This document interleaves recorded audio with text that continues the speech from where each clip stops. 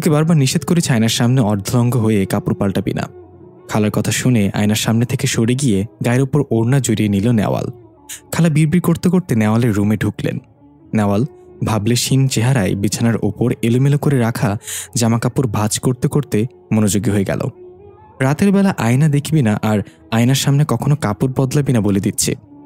আমি পর্দা এনে দিচ্ছি, আয়নাটা রাতের বেলা পর্দা দিয়ে ঢেকে রাখবি। খালা, তাতে কি হয়? এত খুঁতখুত হলে চলে বলো?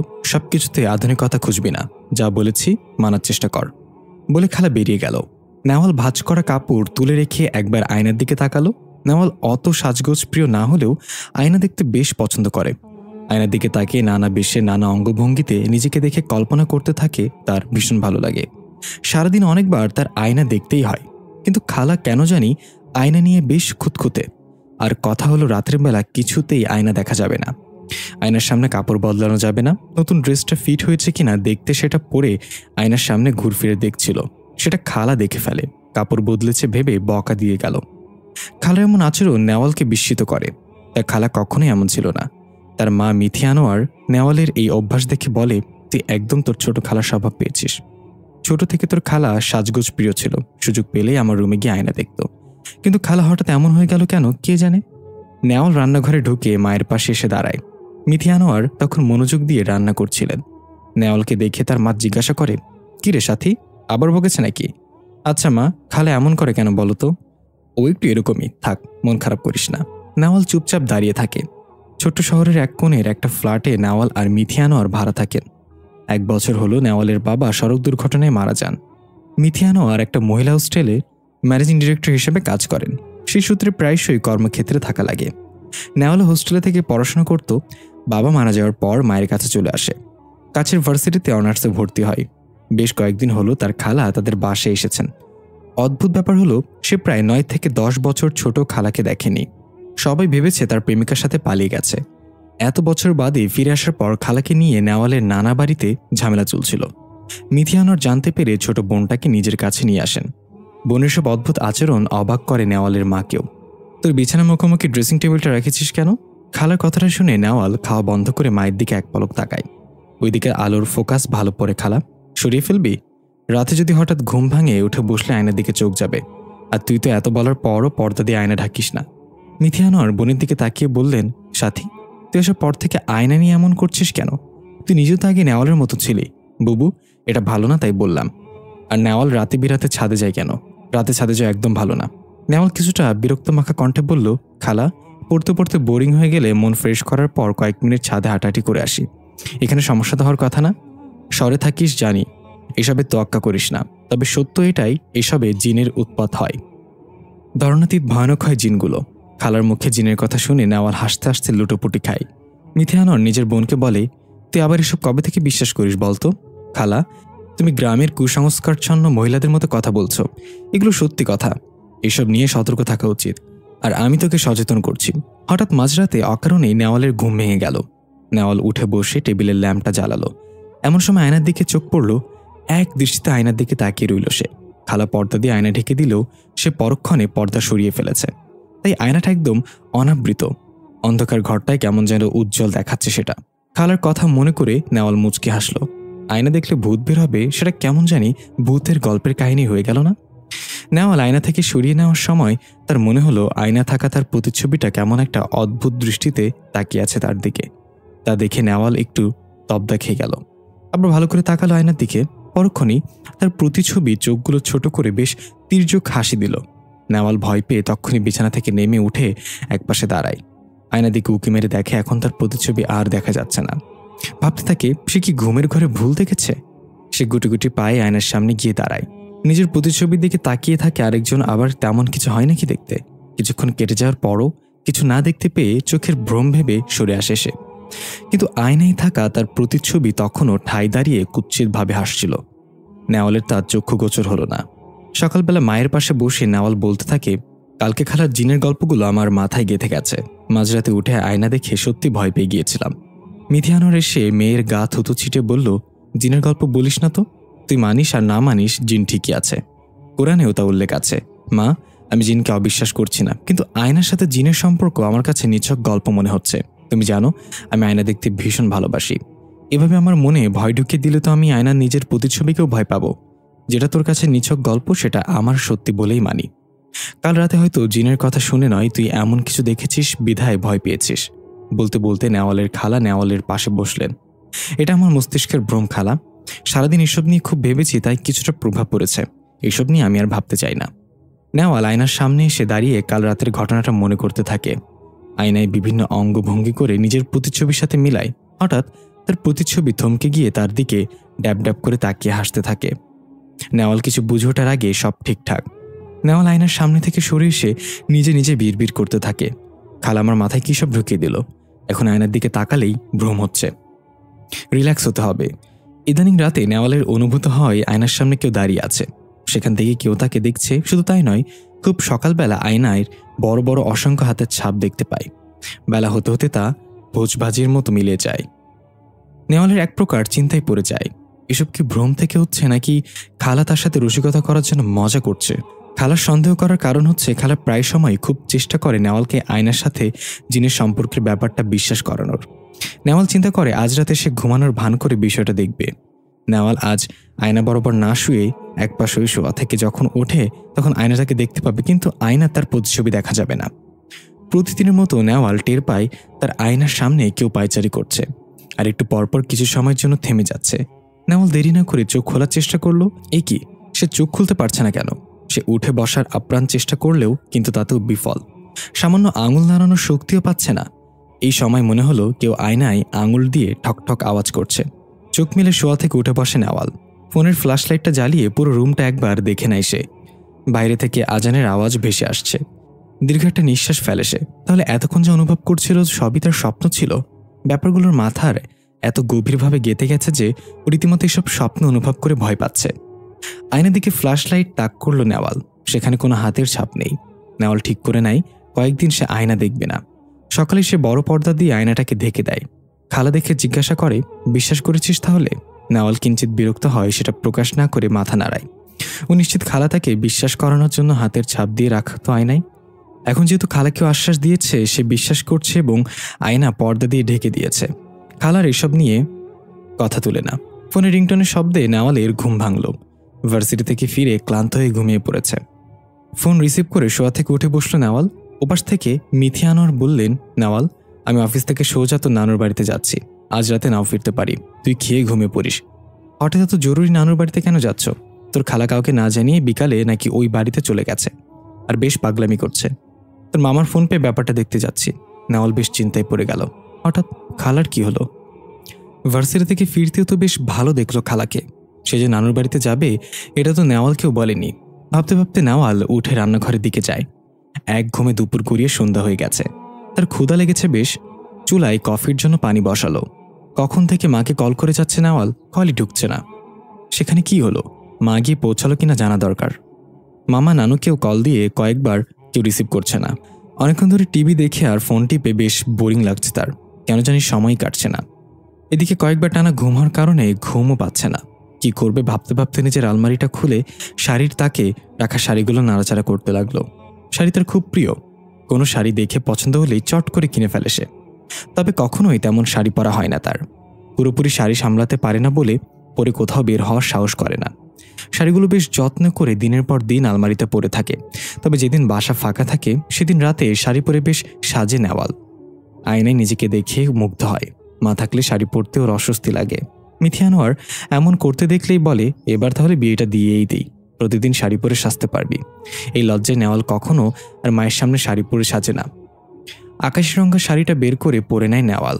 মাঝে মাঝে শাড়ি বের করে নিজে নিজে পরে বলে বেশ ভালোই শাড়ি পরা শিখতে পেরেছে। শাড়ি পরে আয়নার পর্দাটা সরিয়ে আয়নায় নিজেকে দেখে সে। প্রায় 4-5 দিন পর সে নিজেকে ভালো করে আয়নায় দেখছে। এতদিন পর মনটা বেশ উৎফুল্ল লাগছে। এখন থেকে আবার সে ঘন ঘন আয়না দেখতে পারবে। হালকা সেজে কোমর সমান চুলগুলো ছেড়ে দেয় নেওয়াল। শাড়ির আঁচলটা মাথায় দিয়ে বেশ সুন্দর ভঙ্গিতে আয়নায় নিজেকে দেখে। আজ মনে হচ্ছে তাকে একটু বেশি সুন্দর লাগছে। নিজেকে দেখে নিজেই মুগ্ধ হচ্ছে। কয়েকটা মিরর সেলফি তুলল সে। ছবিগুলো সেভ করতে গিয়ে দেখে আয়নায় থাকা হাতের ছাপগুলো ছবিতে স্পষ্ট বোঝা যাচ্ছে। নেওয়াল আয়নার কাছে এসে ভালো করে তাকায়, কিন্তু কোথাও হাতের ছাপগুলো দেখতে পায় না। তবে আয়নার কাছে ঝুঁকে মনে হচ্ছে আয়না থেকে কারোর গরম নিঃশ্বাস তার মুখে এসে পড়ছে। সেখান থেকে সরে যায় নেওয়াল। নিজে নিঃশ্বাস নিজেই কি করে তার গায়ে পড়ছে। আবার তাকিয়ে দেখে তার প্রতিবিম্বটা সে গা হিম করা গভীর দৃষ্টিতে তার দিকে তাকিয়ে আছে। নেওয়াল চোখ ডলতে ডলতে ওয়াশরুমে ঢুকে চেঞ্জ করে নেয়। বাসায় একা থাকে আবার একই ভ্রমগুলো হচ্ছে। আপাতত এখন ফ্রেশ হয়ে কিছু খেয়ে ঘুমানোর সিদ্ধান্ত নেয় সে। বিছানায় শুয়ে এপাশ ওপাশ করছে, সে কিছুতেই ঘুম আসছে না। বিকালে একটানা ঘুমালেই সমস্যা হয় তার। ফোন হাতে নিয়ে ইয়ারফোন লাগিয়ে গান অন করে দেয় নেওয়াল। এতে যদি ঘুম আসে একটু। হঠাৎ তার উপাশে খুটখুট শব্দ শুনল। মনে হচ্ছে কেউ পা নাড়াতে নাড়াতে কিছুতে ঠেকাচ্ছে।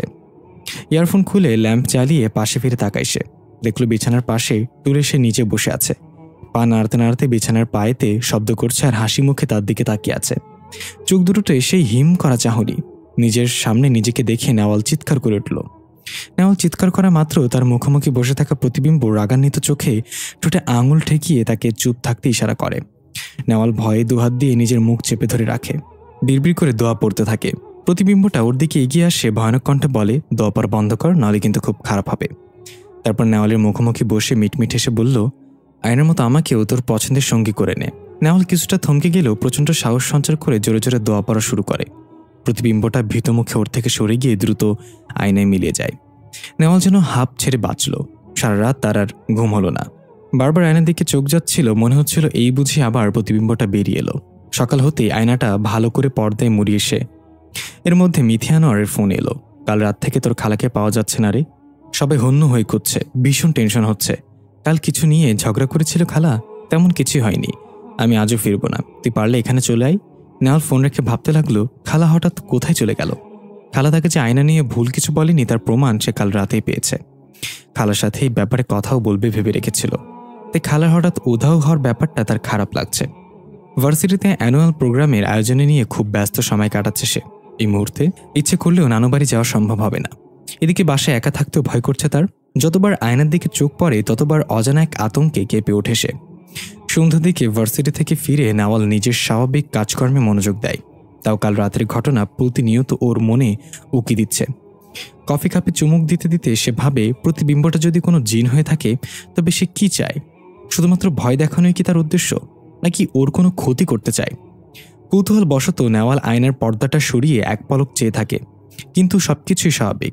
হঠাৎ তার প্রতিবিম্ব নড়ে ওঠে, এক লাফে আয়না থেকে বেরিয়ে আলমারির ওপরে পা গুটিয়ে বসে তার দিকে তাকিয়ে হাসি দেয়। নেওয়ালের ইচ্ছে করছিল জোরে একটা চিৎকার দিতে। নিজেকে অনেক কষ্টে সংবরণ করে নিজেকে একটা চিমটি কাটে। না, সে সজ্ঞানী এবং বাস্তবে আছে। কে আপনি? প্রতিবিম্বটা হেসে এসে দীপ্ত পুরুষকণ্ঠে বলে, আমি একজন জিন। নেওয়াল কি বলবে বুঝতে পারে না। একটা জিন তাকে হেসে এসে পরিচয় দিচ্ছে, এটা অভাবনীয়। আপনি আমার রূপ ধরে বারবার সামনে আসছেন কেন? কি চান আমার কাছে? কারণ তুই বারবার আয়নে নিজেকে দেখছিস। বলতে গেলে বিশেষ কিছুই চাওয়ার নেই, আমি তোর সঙ্গ চাই। তোর সাথে সর্বক্ষণ একজন সঙ্গী হয়ে থাকবো। নেওয়ালের অবাকতা এবার মাত্রা ছাড়িয়ে গেল। জিনটা হাসতে হাসতে আলমারি থেকে নেমে বলল, তোর তাতে সম্মতি কিংবা আপত্তি আছে কিনা সেটা আমার জানার বিষয় নয়। আমাকে যদি বাধা দিস বা সরানোর চেষ্টা করিস, আমি কিন্তু তোর অনেক বড় ক্ষতি করে ফেলবো। আমি অনেক খারাপ প্রকৃতির জিন, তবে কথা দিচ্ছি আমার কথা মেনে চললে তোর কোনো ক্ষতি আমি করব না। নেওয়াল ভীষণ বিরক্ত হয়ে পড়ল। অদ্ভুত কথাবার্তা। একজন জিনকে আমি সঙ্গ দিব? এটা কিছুতেই সম্ভব নয়। কালে আমি হুজুর ডেকে যা ব্যবস্থা করার করব। জিনটা প্রচণ্ড রাগ নিয়ে নেওয়ালের দিকে তাকায়। সাথে সাথে নেওয়াল শূন্য ভাসতে থাকে। ভাসতে ভাসতে বেলকনিতে বের হয়ে বাইরে চলে যায়। এখান থেকে যদি ফেলে দিই তোকে কি হবে বুঝতে পারছিস? তোর চেহারাও চেনা যাবে না। আর এটা ভাবিস না আমি তোকে এত সহজে মারব। তিলে তিলে যন্ত্রণা দিয়ে পাগল বানিয়ে তবেই মারব।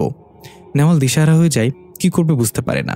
তবে এইটুকু বুঝতে পারছে, এই জিনের কথায় যদি সে সাজ না দেয় তাহলে এই জিন তাকে অতিষ্ঠ করে তুলবে। বাধ্য হয়ে সে কাপা কণ্ঠে বলে, আপনি যা চান তাই হবে। নেওয়াল ব্যাগ গুছিয়ে নিচ্ছে। দিনের আলো থাকতে থাকতে সে নানু বাড়ি চলে যাবে। বাসা একলা থাকতে তার দম বন্ধ হয়ে আসছে। বাসা থেকে বেরিয়ে বাসের টিকিট কাটার জন্য কাউন্টারে আসে সে। দুর্ভাগ্যবশত জানতে পারে ওইদিকে শ্রমিকদের সড়ক অবরোধ চলছে। শহরের কোনো গাড়ি ওইদিকে যেতে পারছে না। ওই দিক থেকে কোনো গাড়ি শহরে আসতে পারছে না। নেওয়াল হতাশ হয়ে বাসায় ফিরে আসে। মাকে কল দিয়ে ব্যাপারটা বলার চিন্তা করে। মা, তুমি কখন আসবে? জিন? হ্যাঁ রে, তোর খালাকে বোধহয় জিনেই ধরেছে। দেখিসনি আমাদের বাড়িতে সারাক্ষণ জিন নিয়ে গল্প করতো। কাল রাতে আবার নিজে থেকে কোথা থেকে জানি ফিরে এসেছে। আসার পর কারোর সাথে কোনো কথা বলছে না। আর এদিকে কি একটা ঝামেলা হয়েছে, গাড়ি চলাচল একদম বন্ধ। তুই আরও 2 দিন ম্যানেজ করে নে, আমি অবরোধ খুলে গেলেই চলে আসবো। নেওয়াল ফোনটা বিছানার উপর ফেলে দিল। মা তার কোনো কথা না শুনে নিজের কথা বলে ফোন কেটে দিল। এখন সে কি করবে? বাসা থেকে বেরিয়ে কোনো বান্ধবীর বাসায় 2 দিনের জন্য থাকবে? এটা বলতেই বেড সাইডের ফুলদানি নিজে নিজে মেঝেতে পড়ে টুকরো টুকরো হয়ে গেল। নেওয়ালের বুঝতে বাকি রইল না এটা কার কাজ। দোস্ত, বাসা তো পুরো ফাঁকা, হবে নাকি পার্টি? এসব একদম না। আমার সাথে লক্ষ্মী মেয়ের মতো 2 দিন থাকবি। যা ইচ্ছা করিস, কিন্তু বাসার মধ্যে জোরে হই হুল্লোড় করিস না। চুপ থাকতো, দেখ না কেমন মজা হয়। বেস্ট ফ্রেন্ড প্রিয়াকে মা আসা অব্দি নিজের কাছে নিয়ে এসে কিছুটা আশ্বস্ত হয় নেওয়াল। সাথে কেউ থাকলে তো নিশ্চয়ই জিনটা কিছু করবে না। নিশ্চিন্ত হয়ে বড় একটা নিঃশ্বাস ফেলে সে। দোস্ত, তোর ড্রেসিং টেবিলটা অনেক সুন্দর হয়েছে। আমিও ভাবতেছি এমন একটা বানানোর জন্য অর্ডার দিব। ঠিক এমন জায়গায় রাখবো যেন ঘুম থেকে উঠে আয়নায় নিজের ঘুম ঘুম ভাব কিউট ফেসটা দেখতে পারি।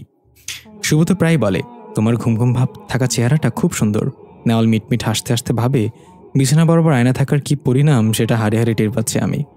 প্রিয়া লাউড স্পিকারে সাউন্ড বক্সে গান বাজিয়ে উড়াধুরা নাচতে থাকে। এমন সময় জোরে জোরে হাসা শুরু করে। নাচতে নাচতে এভাবে হাসছিস কেন? দোস্ত, আমার মনে হচ্ছে কেউ আমাকে খুব সুরসুরি দিচ্ছে। পুরো কথা শেষ করার আগে হাসতে হাসতে প্রিয়া ফ্লোরে শুয়ে যায়। নেওয়াল গান বন্ধ করে প্রিয়াকে টেনে তোলে। ততক্ষণে হাসি বন্ধ হয়ে তার কাশি শুরু হয়ে যায়। দোস্ত, কি হচ্ছে এগুলো বলতো? মনে হচ্ছে কেউ আমার নাকের ডগায় শুকনো লাল ঝাল মরিচ ধরে রেখেছে।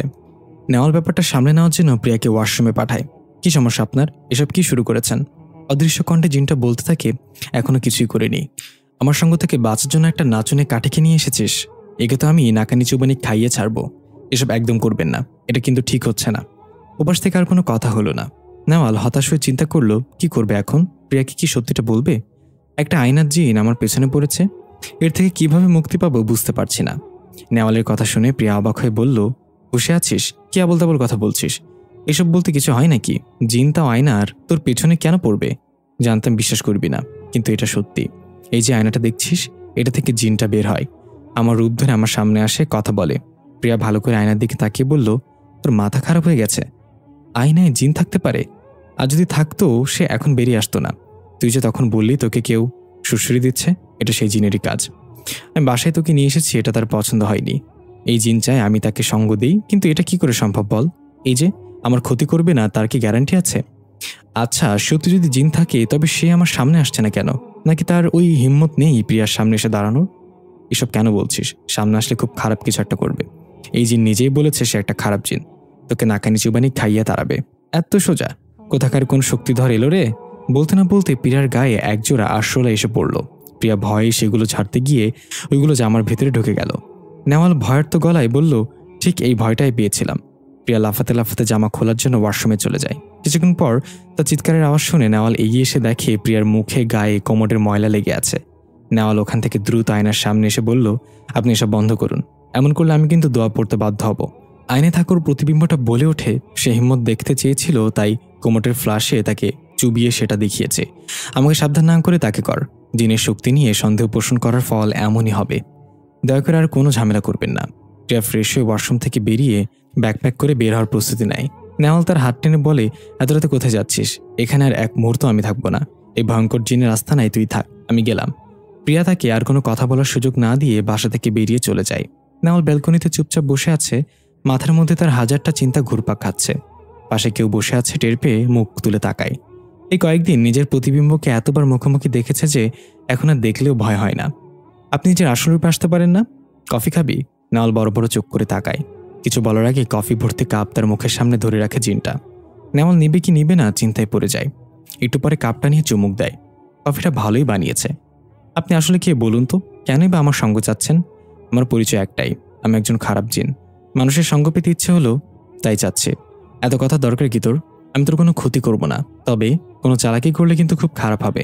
নেওয়াল দীর্ঘশ্বাস ছেড়ে কফির কাপ নিয়ে রুমে চলে আসে। যা হচ্ছে হতে দেওয়াটাই ভালো হবে। এই জিন খুব ভয়ানক, যা খুশি করে বসতে পারে।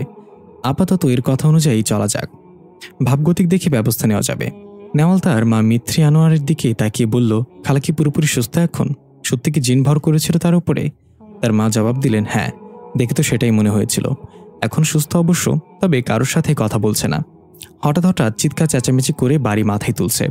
তোর মামিরা ভয়ে তাকে রাখতে চাচ্ছে না, বলছে সাথে থাকলে তার জিন ওদেরকে মেরে ফেলবে। পাগলাগারদে পাঠিয়ে দেওয়ার চিন্তা করছে। ওঝারিকে চিকিৎসা করানোর কথা উঠেছে।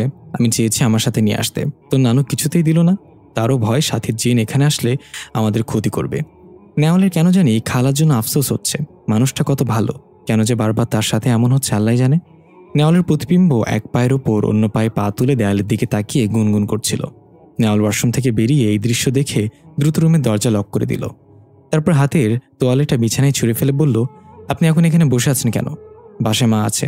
যদি একসাথে কখনো এভাবে দেখে নেয় কি হতে পারে বুঝেন? প্রতিবিম্বটা ছোট্টটা হাসিতে বলল, আমাকে তুই ছাড়া আর কেউই দেখতে পায় না। তারাই আমাকে দেখে যারা আমি স্বচ্ছায় দেখা দেই।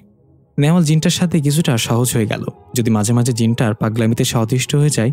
সেদিন রাত্রের বেলা বলে, আমাকে মিষ্টি খাওয়াতো একটু। বাসাও সেদিন মিষ্টি ছিল না। তার যে কি পাগলামি! পরে ইউটিউব দেখে অল্প সময়ের মধ্যে হালুয়া বানিয়ে তবেই সে শান্ত হয়েছে। একটা জিনের এত পাগলামি করতে পারে, এত চঞ্চল হতে পারে, তার জানার বাইরে ছিল। নেওয়াল বসে বসে ল্যাপটপে নোটস রেডি করছে। তার রূপে থাকা জিনটা মুখোমুখি বসে বলল, চল একটু বেরিয়ে আসি। নেওয়াল চোখ বড় বড় করে তার দিকে তাকালো। অস্ফুট স্বরে বলল, এখন রাত 1:45 বাজে। তাতে কি হয়েছে? এখন রাস্তায় মানুষ থাকবে না, ঘুরতে ভালো লাগবে। পারবো না আমি। বাসায় আজ মা আছে, তার উপর আমার নোটসগুলো কমপ্লিট হয়নি। কথাটা বলা মাত্রই জিনটা তার দিকে রাগান্বিত চোখে তাকায়। তারপর তাকে শূন্যে ভাসিয়ে বেলকুনি দিয়ে ফেলে দেয়। নেয়ালে তখন মনে হচ্ছিল সে বোধহয় নিচে পড়ে এক্ষুনি মরে যাবে।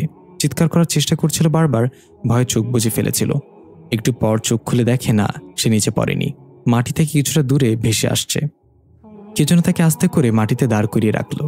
বারবার বলেছি আমাকে রাগাবি না, যা বলি তা শুনবি, নাহলে আমি কিন্তু অনেক খারাপ কিছু করে ফেলবো।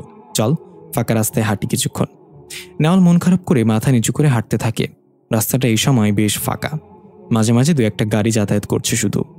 মোড়ে মোড়ে ল্যাম্পপোস্টগুলো জ্বলতে থাকা রাস্তার আলোতে পরিপূর্ণ। ওপাশ থেকে প্রশ্ন আসে, মন খারাপ করেছিস? নেওয়াল উত্তর দেয় না। দিন দিন জিনের অত্যাচারগুলো অসহ্য পর্যায়ে চলে যাচ্ছে।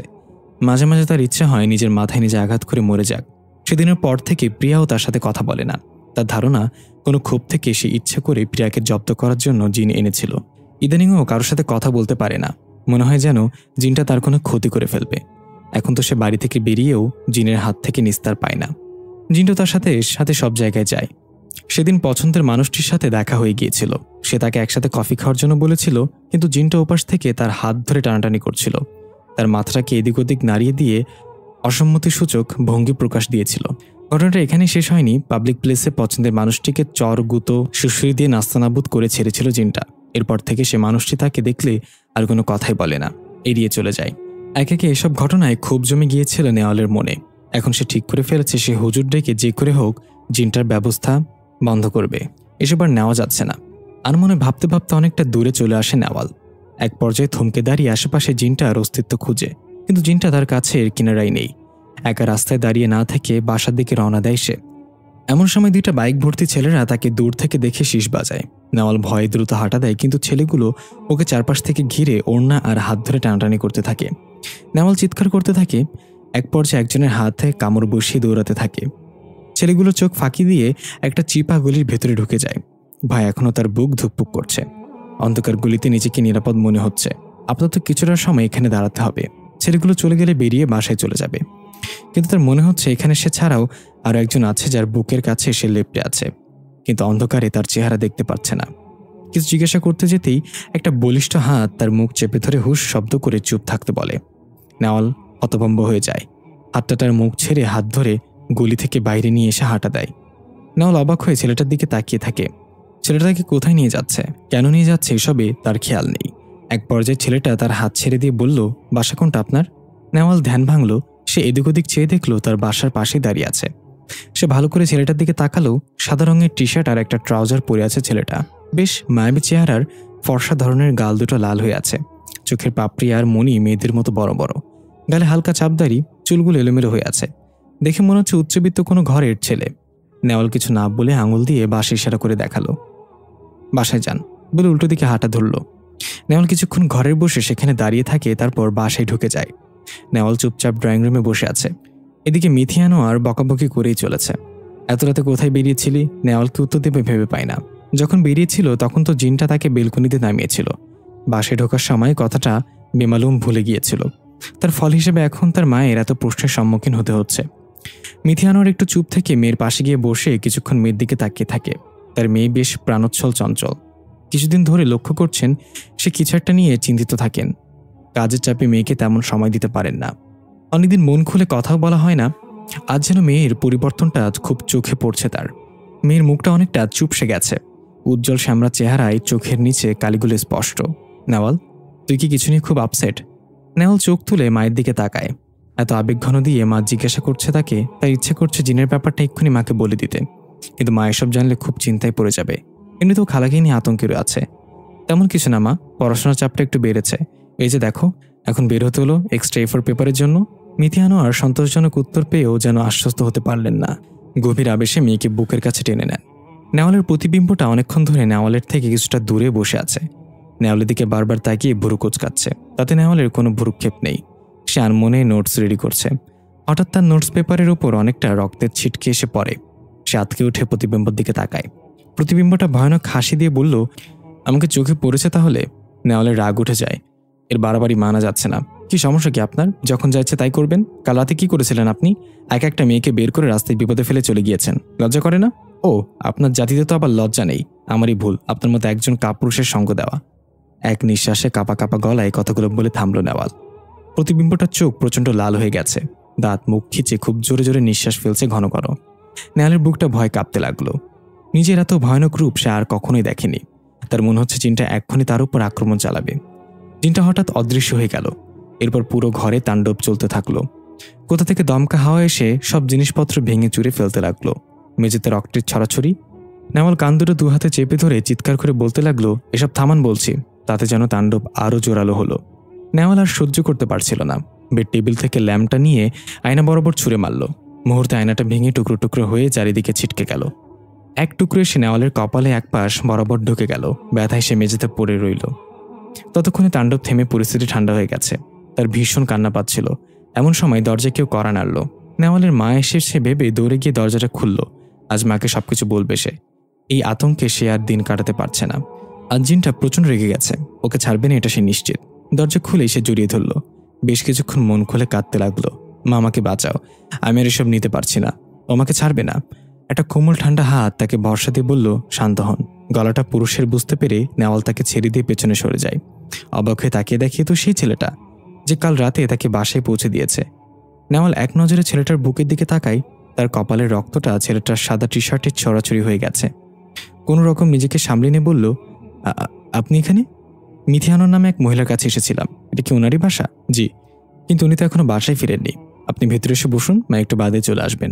ছেলেটা ভেতরে না এসে নেওয়ালের দিকে সরে এসে কপাল থেকে এক টানে কাজটা তুলে নেয়। তাদের যেন রক্ত আরও গলগল করে পড়তে লাগলো। বাসায় ফার্স্ট এড বক্স আছে?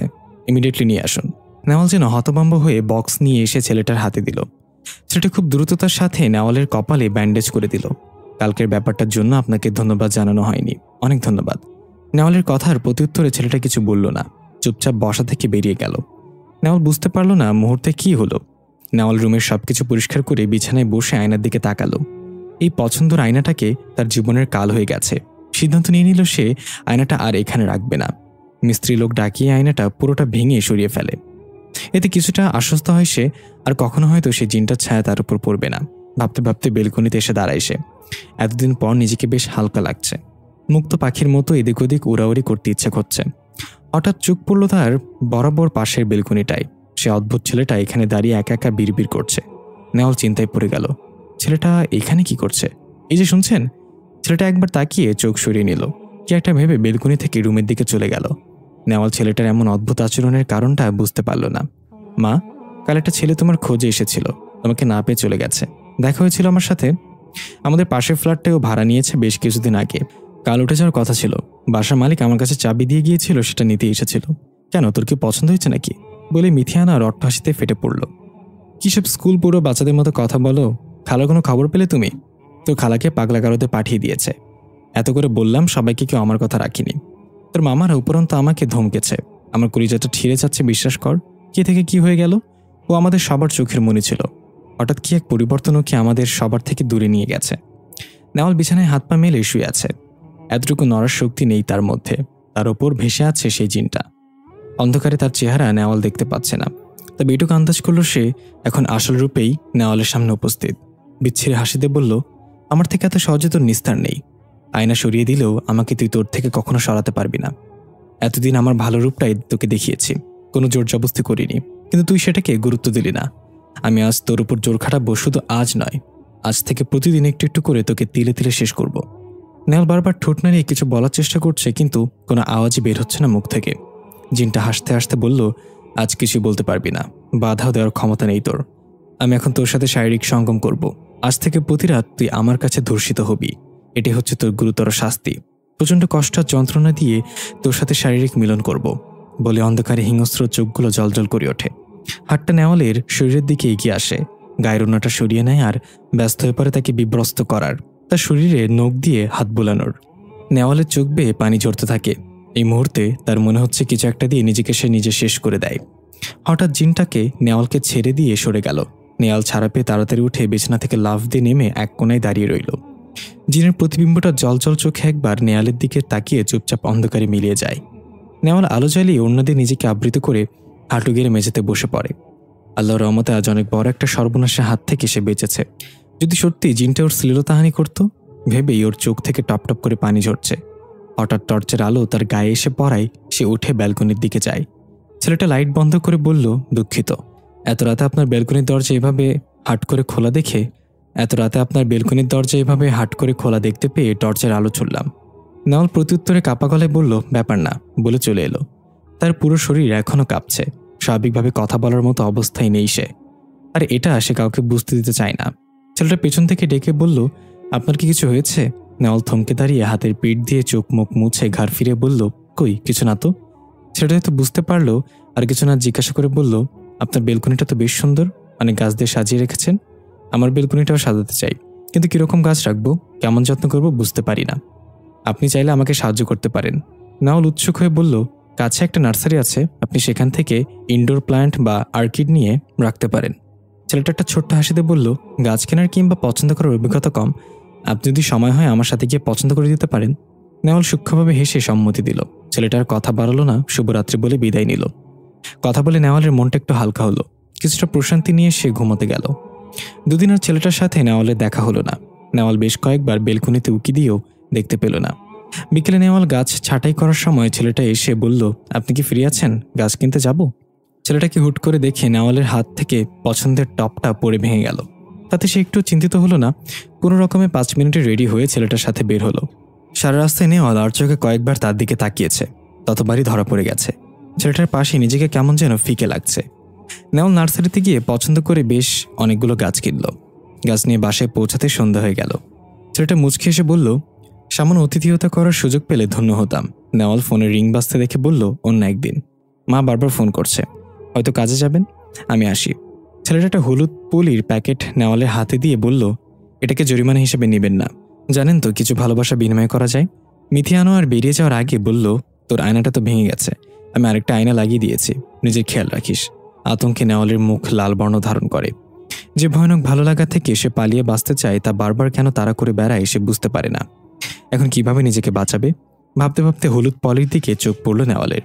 কৌতূহলে সেটা খুলে দেখে সুন্দর কারুকার্য খচিত টবে একটা তেঁতুল ভর্তি গাছ। এতক্ষণ পলিটা হাতে থাকা সত্ত্বেও সে বুঝতে পারেনি এতে এমন একটা কিছু ছিল। আপনার ব্যাপারে তো তেমন কিছু জানা হলো না, ইনফ্যাক্ট নামটা জানি না। নেওয়ালের কথাটা শুনে ছেলেটা ওর দিকে তাকায়, তারপর মিষ্টি স্বরে বলল, আরাস। আপনার ব্যাপারে তো আমি অল্প অল্প জানি। কি জানেন? আরাস প্রসঙ্গ ঘুরিয়ে বলল, মিষ্টি খান? পছন্দ করি না, তবে আপনি যদি অতিথি হত্যা করার জন্য দেন তাহলে ভদ্রতার খাতিরে টেস্ট করতে চাই। আরাস শেষে বাসার ভেতরে ঢুকে তারপর বেরিয়ে এসে বলল, এখান থেকে কিক মারলে ওখানে ক্যাচ করতে পারবেন? চোরাচুরি খেলে আজীবন দুধ ভাত আমি। আরাস আবার ভেতরে ঢুকে একটা দড়ি নিয়ে নেওয়ালের দিকে ছুঁড়ে মেরে শক্ত করে বাঁধতে বলল। তারপর হাতে প্লেট নিয়ে দড়ির ওপর হেঁটে হেঁটে নেওয়ালের সামনে এসে লাফ দিয়ে দাঁড়ালো। নেওয়াল অবাক হয়ে দেখছে ছেলেটার সবকিছু অদ্ভুত ধাঁচের। এতক্ষণ তার দম আটকে ছিল ভয়ে, এই বুঝে ছেলেটা পা ফসকে পড়ে যাবে। নেওয়ালের দিকে প্লেটটা বাড়িয়ে দিয়ে বলল, ভদ্রতার খাতিরে খারাপ হলেও ভালো বলতে ভুলবেন না। রসে মিষ্টিগুলো চুপচাপ করছে দেখে এত তুলতুলে একটা মুখে দিতে রসগোল্লার মতো স্বাদ পেলাম। মিষ্টিগুলো তুলোর মতো নরম আর সাদা ছিল। স্যাঁচড়ার মতো সবকটা গপ গপ করে সাবার করে নিল সে। মিষ্টির রস তার মুখ বেয়ে গলা অব্দি চলে এসেছে। আরাস দেখে হাসলো, তারপর পকেট থেকে টিস্যু বের করে হালকাভাবে রস মুছে দিল। আরাস নেওয়ালের কাছে ঘেঁষতেই সে মাতোয়ারা করা হালকা মিষ্টি ঘ্রাণ পেল। আরাস আসলে প্রতিবার তার থুতনিতে ছোট্ট একটা টোল পড়ে, সেটা নেওয়াল লক্ষ্য করে। নেওয়ালের চোখটা লেগে আসতে সে টের পায় কেউ তার মাথার কাছে বসে পরম যত্নে বিলি কাটছে। সে ততক্ষণে ঘুম কাটিয়ে উঠে বসে। একটা কালো প্রতিবিম্ব তার বিপরীতে বসে আছে। তার চিনতে দেরি হয় না, ভয়ে আতঙ্কগ্রস্ত হয়ে পড়ে। প্রতিবিম্ব একটু শব্দ করে হেসে বলল, ভয় পাস না, আমি তোর কোনো ক্ষতি করব না। কেন এসেছেন আপনি? এত কিছুর পরও কেন বুঝতে চান না আমি আপনার সঙ্গ চাই না? ভয় পাই আপনাকে। প্রতিবিম্বটা একটু চুপ থেকে ধরা গলায় বলল, আমি জানি আমি খুব খারাপ একটা জিন, কিন্তু আমি ভালো হতে চাই। তোর সঙ্গ পেয়ে নিজেকে বদলে নিতে ইচ্ছুক, এজন্যই বারবারই তোকে বিরক্ত করি। হঠাৎ রাগ উঠলে নিজেকে নিয়ন্ত্রণ করতে পারি না, তখন তোর সাথে খারাপ ব্যবহার করে ফেলি। পরে বুঝতে পেরে কষ্ট লাগে। তুই যদি বলিস আজ থেকে তোকে আর বিরক্ত করবো না, কখনোই আর সামনে আসবো না। নেওয়াল জিনটার কান্না জড়ানো কণ্ঠ শুনে আবেগপ্লুত হয়ে পড়ে। কি বলবে বুঝতে পারে না। কোমল কণ্ঠে বলে, আমি আপনাকে সঙ্গ দিতে রাজি, তবে আপনাকে আগে নিজেকে পরিবর্তন করতে হবে। কোনো ব্যাপারে আমাকে জ্বালাবেন না, জোরাজুরি করবেন না, তাহলেই একজন ভালো বন্ধুর মতো আমাকে আপনি পাশে পাবেন। প্রতিবিম্বটা খুশিতে নেওয়ালকে জড়িয়ে ধরল। নেওয়াল হতভম্ব হয়ে নিজেকে সামলে জিনটার কাছ থেকে ছাড়িয়ে নিল। এই জিনটার শরীরে মোহমাখানো একটা ঘ্রাণ পেল, যেটার খুব পরিচিত মনে হলো। মাঝে মাঝে গভীর মাঝরাতে জিনটা নেওয়ালের কাছে আসে, চুলে বিলি কেটে দেয়। নেওয়াল তার সঙ্গে গল্প করে হাসাহাসি করে। জিনটা আস্তে আস্তে বদলে যেতে থাকে। নেওয়ালের এখন মোটেও বোধ হয় না এটা একটা খারাপ জিন। একজন স্বাভাবিক ভালো বন্ধুর মতো জায়গা করে নিয়েছে জিনটা। নেওয়াল কি আজকাল ভীষণ ব্যস্ত? আরাশের কণ্ঠ শুনে নেওয়াল বিস্মিত হয়ে তার দিকে তাকায়। একটু অভিমানী স্বরে বলে, আপনাকে তো পাওয়া যায় না, কোথায় এত ব্যস্ত থাকেন বলেন তো? আরাশ এসে বলে, দূরত্বটুকু জানে আপনার মানুষের টানে। নেওয়াল মুগ্ধ চোখে আরাশের দিকে তাকিয়ে থাকে। ছেলেটা মাঝে মাঝে এমন কথা বলে যার আগামাথা নেওয়াল বুঝতে পারে না, তবে কথাগুলো শ্রুতি মধুর লাগে। আরাশের সাথে সম্পর্কটা আগের চাইতে গাঢ় হয়েছে। আরাশ তাকে মিষ্টি করে নাওফল ডাকে। এই ডাকটা শোনার জন্য নেওয়াল কত যে অপেক্ষা করে কেবল সেই জানে। হঠাৎ হঠাৎ ছেলেটা কোথায় উধাও হয়ে যায়, তখন তার ভীষণ মন খারাপ হয়ে যায়। কিন্তু জিনটা তাকে মন খারাপ করে থাকতেই দেয় না, সবসময় আগলে রাখে তাকে। অনেকটা বদলে গেছে জিনটা। নেওয়াল, তুই এভাবে আমার কথার বাইরে যেতে পারিস না। নেওয়াল ভ্রুকুচকে জিনটার দিকে তাকায়। আমি আগেও বলেছি আমার উপর জোর খাটানো যাবে না। আমার একটু একা থাকতে মন চাচ্ছে, তাই তোমাকে যেতে বলছি। তাতে এভাবে রাগে উপড়াচ্ছ কেন? আমি কি একটু একা থাকতে পারবো না? আমিও বলেছি আমার এখন যেতে ইচ্ছে করছে না, আমি তোর সাথে বসে বকবক করব। তাতে তোর কিসের আপত্তি? নেওয়ালের প্রচণ্ড রাগ উঠে যায়। সে চিৎকার করে বলে, আর জীবনেও তুমি আমার সামনে আসবে না। যদি আসো তাহলে আমি নিজেকে নিজে শেষ করে দেব। কথাটা বলা মাত্রই জিনটা কষে একটা চর মারে তার গালে। নেওয়াল কাঁদতে কাঁদতে বেলকুনিতে এসে দরজা বন্ধ করে বসে থাকে। কি হয়েছে নাওফল, খুব মন খারাপ? নেওয়াল কান্নার জন্য কথা বলতে পারছে না। আরাশ নেওয়ালের মাথাটা তার কাঁধে রেখে কপালে হাতটা রেখে জোরে জোরে চেপে ধরে বলল, কান্না করো ঠিক আছে, কিন্তু অল্প অল্প, এক্ষুনি মাথা ব্যথা উঠে যাবে। নেওয়াল আরাশের বুকের কাছে নিবিড় হয়ে কাঁদতে কাঁদতে বলে, আজ আমার বাবার মৃত্যুবার্ষিকী। বাবাকে বড্ড মনে পড়ছে। জানো, আমার মনে হয় কি, আমার মাটা আর আগের মতো নেই, অনেক বদলে গিয়েছে। বাবাকে একটু মিস করে না। আরাশ ফিসফিস করে বলে, একটু ঘুমাবে? কোলটা যদি বালিশ হিসেবে পেতে দিই? নেওয়াল আরাশের কোলে মাথা রাখে। আরাশ গভীর যত্নে তার মাথাটা টিপে দেয়। এলোমেলো চুলগুলো কোনো রকমে পেঁচিয়ে বেঁধে দেয়। অনেকগুলো ছোট ছোট গল্প বলে যায়, প্রতিটায় আছে নেওয়ালের মন শক্ত হওয়ার মেসেজ। শুনতে শুনতে নেওয়াল ঘুমিয়ে পড়ে। আর আরাশ একটু ঝুঁকে অপলক নেওয়ালের দিকে তাকিয়ে থেমে থেমে দীর্ঘশ্বাস ফেলে। পরক্ষণে নেওয়াল লাফ দিয়ে উঠে বসে। পাশে তাকিয়ে দেখল কেউ নেই। তবে কি এতক্ষণও স্বপ্ন দেখছিল, নাকি সত্যি আরশ এখানে ছিল? সে তো বেলকনি মেঝেতে শুয়ে আছে। আরাশ এখানে যদি ছিলই, তাহলে সে কিভাবে এসেছিল? নেওয়াল রেলিংয়ের কাছে গিয়ে আরাশেরকে ডাক দেয়, এই যে শুনছেন? সাথে সাথে বেলকনির আলো জ্বলে উঠল। গুটিগুটি পায়ে আরাশ আসলো। আপনি কি একটু আগে এখানে ছিলেন? আরাশ ঘুম ঝাড়ানো কণ্ঠে বলল, হ্যাঁ। নেওয়াল অবাক হয়ে বলল, কি করে এলেন? আরাশ ঘুমো ঘুমো হাসিতে বলল, উচ্চ লাফে আমি খুব একটা খারাপ নই। নেওয়াল বুঝতে পারল না 10 থেকে 12 হাত দূরত্বের বেলকনি থেকে এখানে লাফিয়ে আসা কি আসলেই সম্ভব? আর আসলো কি সে টের পেত না? আরাশ হয়তো নেহালের ভাবনাটা বুঝতে পারল। রেলিংয়ের উপর হাত গুটে রেখে বলল, গিয়েছিলাম কফি পাউডার চাইতে। আমি তো কফি ফ্রেক, এত রাতে সপও খোলা পাবো না। কয়েকবার ডাকলাম, সাড়া দিলেন না, ভাবলাম ঘুমিয়ে গেলেন। হঠাৎ আপনার উত্তেজিত কণ্ঠস্বর শুনলাম, কোনো বিপদে পড়লেন কিনা ভেবে ছুটে গেলাম। নেওয়াল আতঙ্কিত হয়ে বলল, আপনি কি কিছু শুনলেন? না। তার আগে আপনি বেলকনির দরজা আটকে কান্না শুরু করে দিলেন। কি হয়েছিল? মানে আপত্তি না থাকলে শেয়ার করতে পারেন। মায়ের সাথে একটু মন কষাকষি। কফি খাবেন? এখন আর খাবো না, ঘুমটা কেটে যাবে। আল্লাহ হাফেজ। নেওয়াল আরাশকে বিদায় দিয়ে রুমে এসে আলো জ্বালালো। সে ইচ্ছে করে আরাশকে মিথ্যা বলল, কেননা আরাশ যদি আসল ব্যাপারটা জানে হয়তো তাকে পাগল আখ্যায়িত করবে, নতুবা ভয় তার থেকে দূরত্ব বজায় রাখবে। এর মধ্যে কোনোটাই সে চায় না। এত খারাপের মধ্যে আরাশই তার একমাত্র ভালো থাকা। বোকামি করে সেটা নষ্ট করতে চায় না। আল্লাহ জানে এই জিনের হাতে কবে তার প্রাণ চলে যায়। নিজের ফোলা গাল দেখে তার খারাপ লাগেনি, এটাকে সে নিয়তি বলে মেনে নিয়েছে। আপনি কি কিছু নিয়ে চিন্তিত নেওফল? আরাশের কথায় ধ্যান ভেঙে নেওয়াল একটু নড়েচড়ে বসল। আজকাল জিনটার আতঙ্কে সে একটু বেশি চিন্তিত হয়ে পড়েছে। যদিও এই 2 দিন জিন তার মুখোমুখি হয়নি, তবু যেন মনের মধ্যে একটা ভয় গেঁথে গেছে। নেওয়াল শুকনো হাসিতে বলল, তেমন কিছু না। আরাশ নেওয়ালের দিকে হাত বাড়িয়ে বলল, যাবেন? নেওয়াল অবাক হয়ে বলল, কোথায়? আরাশ আর কিছু না বলে নেওয়ালের হাতটা ধরে হাঁটা শুরু করলো। রিক্সা থামতে আরাশ বলল, আমার হাত ধরে নামুন, চলে এসেছি। নেওয়াল আরাসের হাত ধরে নামলো। আরাসকে যতবার ছুঁয়েছে ততবার যেন একটা শীতল অনুভূতি ওর শির দ্বারা বেয়ে নেমে যাচ্ছে, অন্যরকম ভয়শ্রীমিত ভালো লাগা। রিক্সা থেকে নেমে নেওয়াল চারপাশে তাকালো। সন্ধ্যা আপছে অন্ধকারে ধুধু খোলা মাঠ আর ঝিঝি পোকার ডাক ছাড়া কিছুই হদিস পেল না। আমরা এমন একটা জায়গায় এসেছি কেন? আপনি আমাকে কতটুকু বিশ্বাস করেন? নেওয়াল চুপসে গিয়ে বলল, এটার সাথে বিশ্বাস করার কি সম্পর্ক? তাহলে কোনো প্রশ্ন না করে চলুন।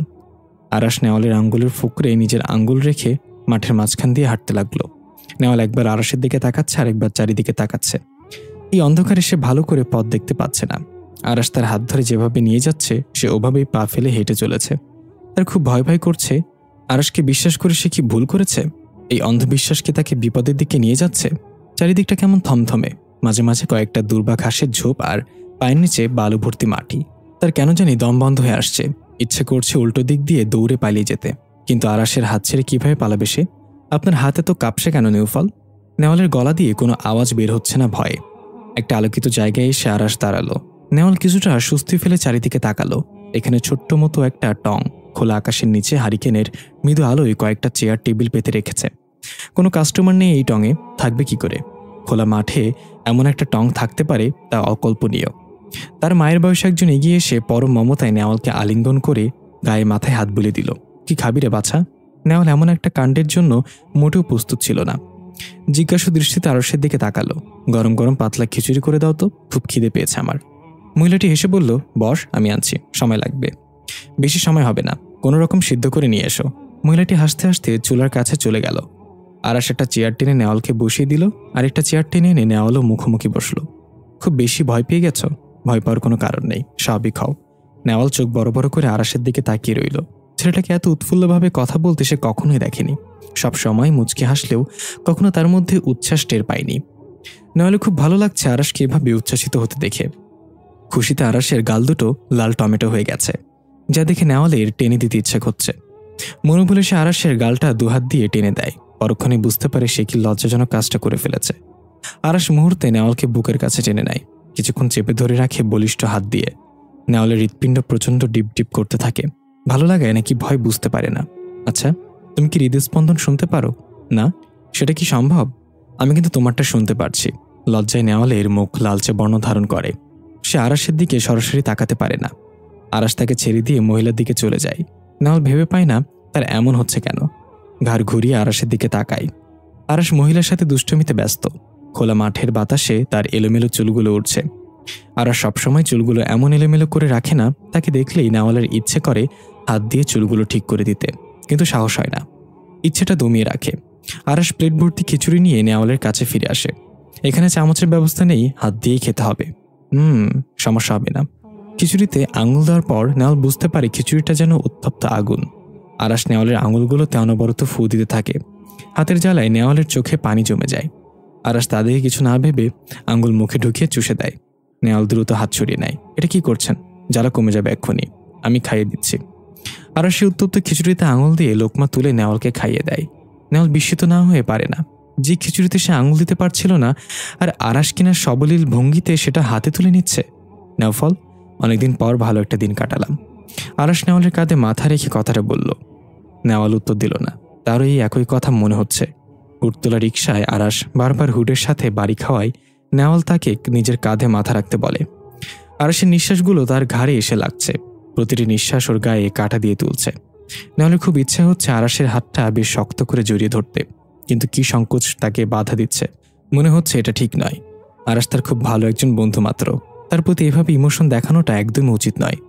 আরাসও ইচ্ছে হোক বা অনিচ্ছাতেই হোক যা করছে তাও নেয়ালের কাছে সংকোচজনক লাগছে।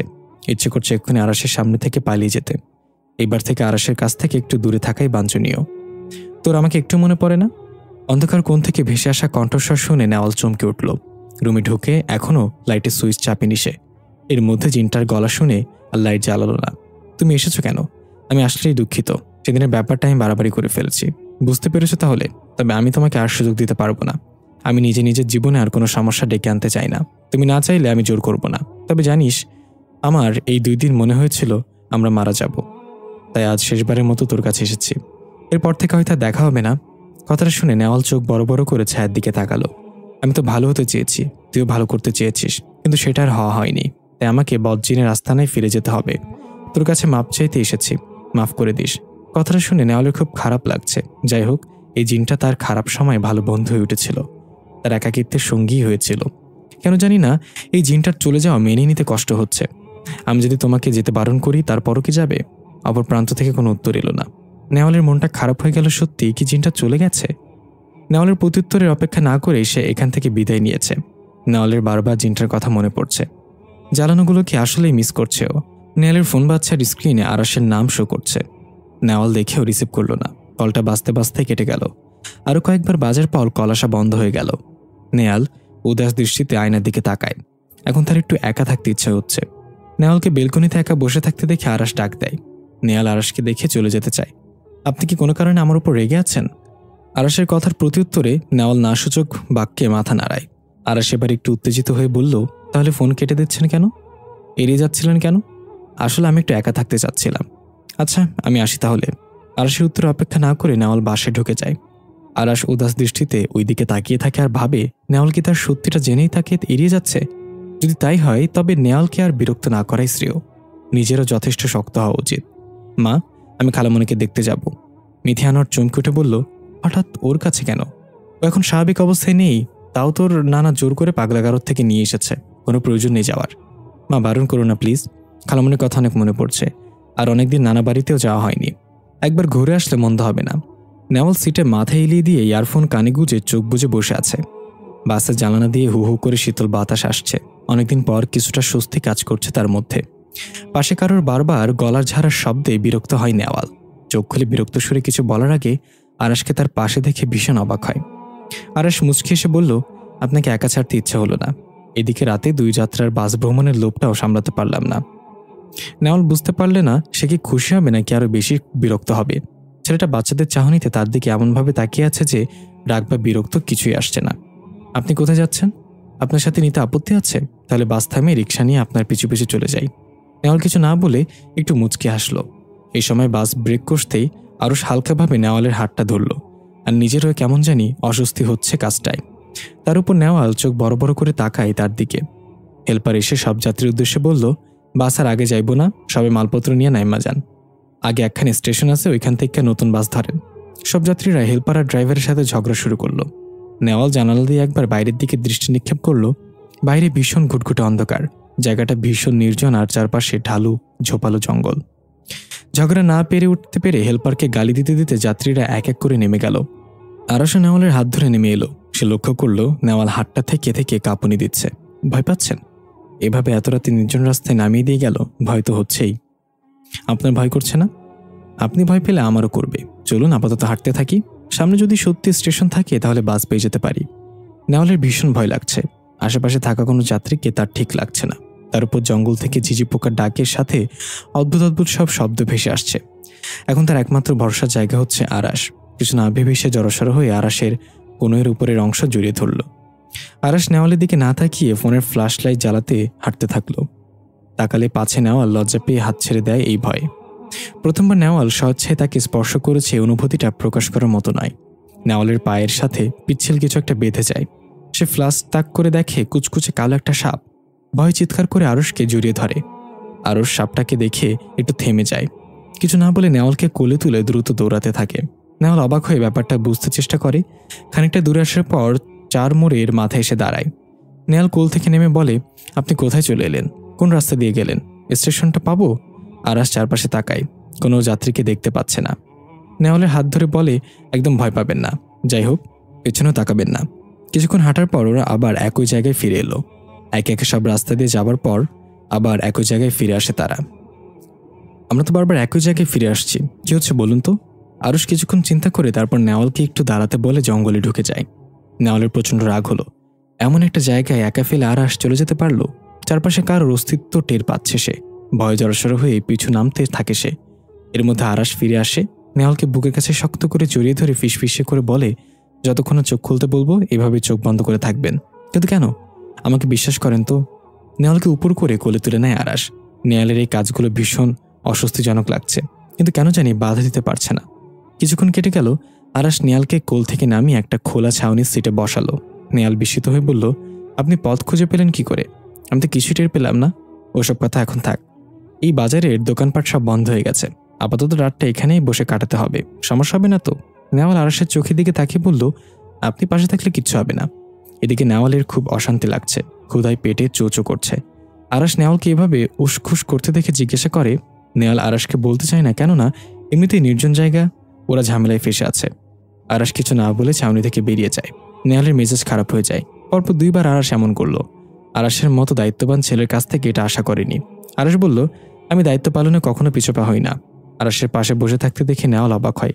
আপনি না এইমাত্র বাইরে গেলেন, এখন কখন এলেন? চেপে রাখলে কি ক্ষুধা কমে যাবে? নেওয়াল লজ্জে উত্তর দিতে পারল না।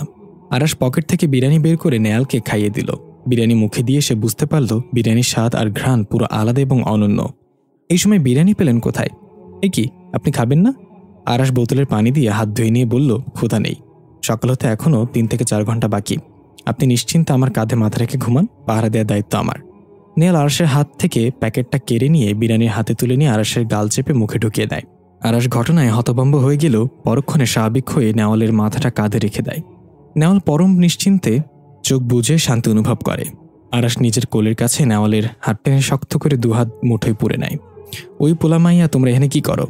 64 থেকে 65 বছর বয়সে এক মুরব্বী বাজ খায় গলা শুনে নেওয়ালের ঘুম ভাঙে। আরাসের কাঁধ থেকে মাথা সরিয়ে ব্যাপারটা বোঝার চেষ্টা করে। আরাস উঠে গিয়ে বিনতি কণ্ঠে বলল, আসলে চাচা, কাল মাঝরাতে এখানে আমাদের বাস নষ্ট হয়ে গিয়েছিল, তাই বাধ্য এখানে এসে রাত কাটিয়েছিলাম। আপনি কি বলতে পারেন কানাইনগরের যাওয়ার বাস কোথায় পাবো? মুরব্বী চোখ পিটপিট করে নেওয়ালের দিকে তাকায়। নেওয়াল গায়ের ওড়নাটা ঠিক করে নেয়। লোকটা এভাবে তার দিকে তাকাচ্ছে কেন? এখানে রাত কাটাইছো? তোমাকে পরিচয় কি? সত্যি করে কও, কোনহান থেকে পালাই আইসো? মুরব্বীর চাচামেচিতে আরও 10-12 জন লোক এসে সমবেত হলো। সবাই ওদের চেপে ধরে। নেওয়াল এসে আরসের পাশে দাঁড়িয়ে আর শার্ট চেপে ধরে বলে, এরা আমাদের সাথে এমন করছে কেন? বুঝতে পেরেছে আমরা বাইরের লোক, তাই এসব করে আমাদের হেনস্থা করতে চাইছে। ভয় পাবেন না চাচা, আমরা স্বামী স্ত্রী, আমাদের বাসা ঢাকা। কাল রাতে বাস নষ্ট হওয়ার পরে রাস্তার 4 রাস্তার মোড়ে আমরা পথ হারিয়ে ফেলেছিলাম। বুঝছি জিনে ধরছিল। এখন কথা হইলো, তোমরা আসলে স্বামী স্ত্রী নাকি আমাগরে বোকা বানাইতেছ? না চাচা, সত্যি। ঠিক আছে, বিবাহিত হইলে তো আবার বিয়া করতে সমস্যা নাই তোমাকে। নেওয়াল বিস্ফোরিত চোখে আরাসের কথাগুলো গিলছিল। বিয়ের কথা শুনে তারা হেঁচকে ওঠা শুরু করলো। আপনি যে করে হোক এসব বন্ধ করুন। আপনার জন্য কতবার একটা ঝামেলায় ফেসে গেলাম। আজকে পর আর কখনো আপনি আমার সামনে আসবেন না। নেওয়াল চুপচাপ রুমে ঢুকে খালার কাছে গিয়ে বসে। খালা আধবোঝা চোখে নেওয়ালের দিকে তাকিয়ে বলল, তুই কখন এলি? এতদিন আমার কথা মনে পড়লো তোর? নেওয়াল খালাকে জড়িয়ে ধরে বলল, খালা, আমাকে মাফ করে দিও। তোমার অনেক কথাকে পাত্তা না দিয়ে খারাপ ব্যবহার করেছি তোমার সাথে। বোকা মেয়ে, আমি তোকে অনেক ভালোবাসি, বুঝলি?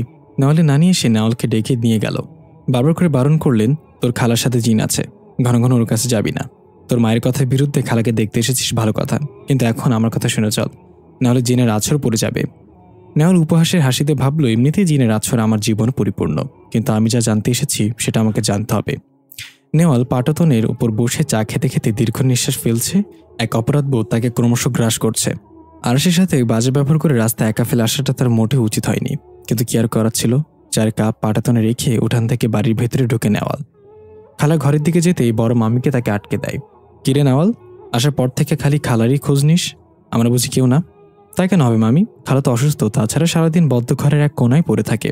কারোর সাথে দুটো কথাও বললে তার তো মানুষটা ভালো লাগবে। সে পরে বলতে পারবি। আয়, শশার ক্ষেত থেকে তোর বোনেরা শশা তুলছে। তোকে কয়েকবার খুঁজতে গেল। নেয়াল বুঝতে পারছে না কেন সবাই তার খালার কাছে তাকে ঘেঁষতে দিচ্ছে না।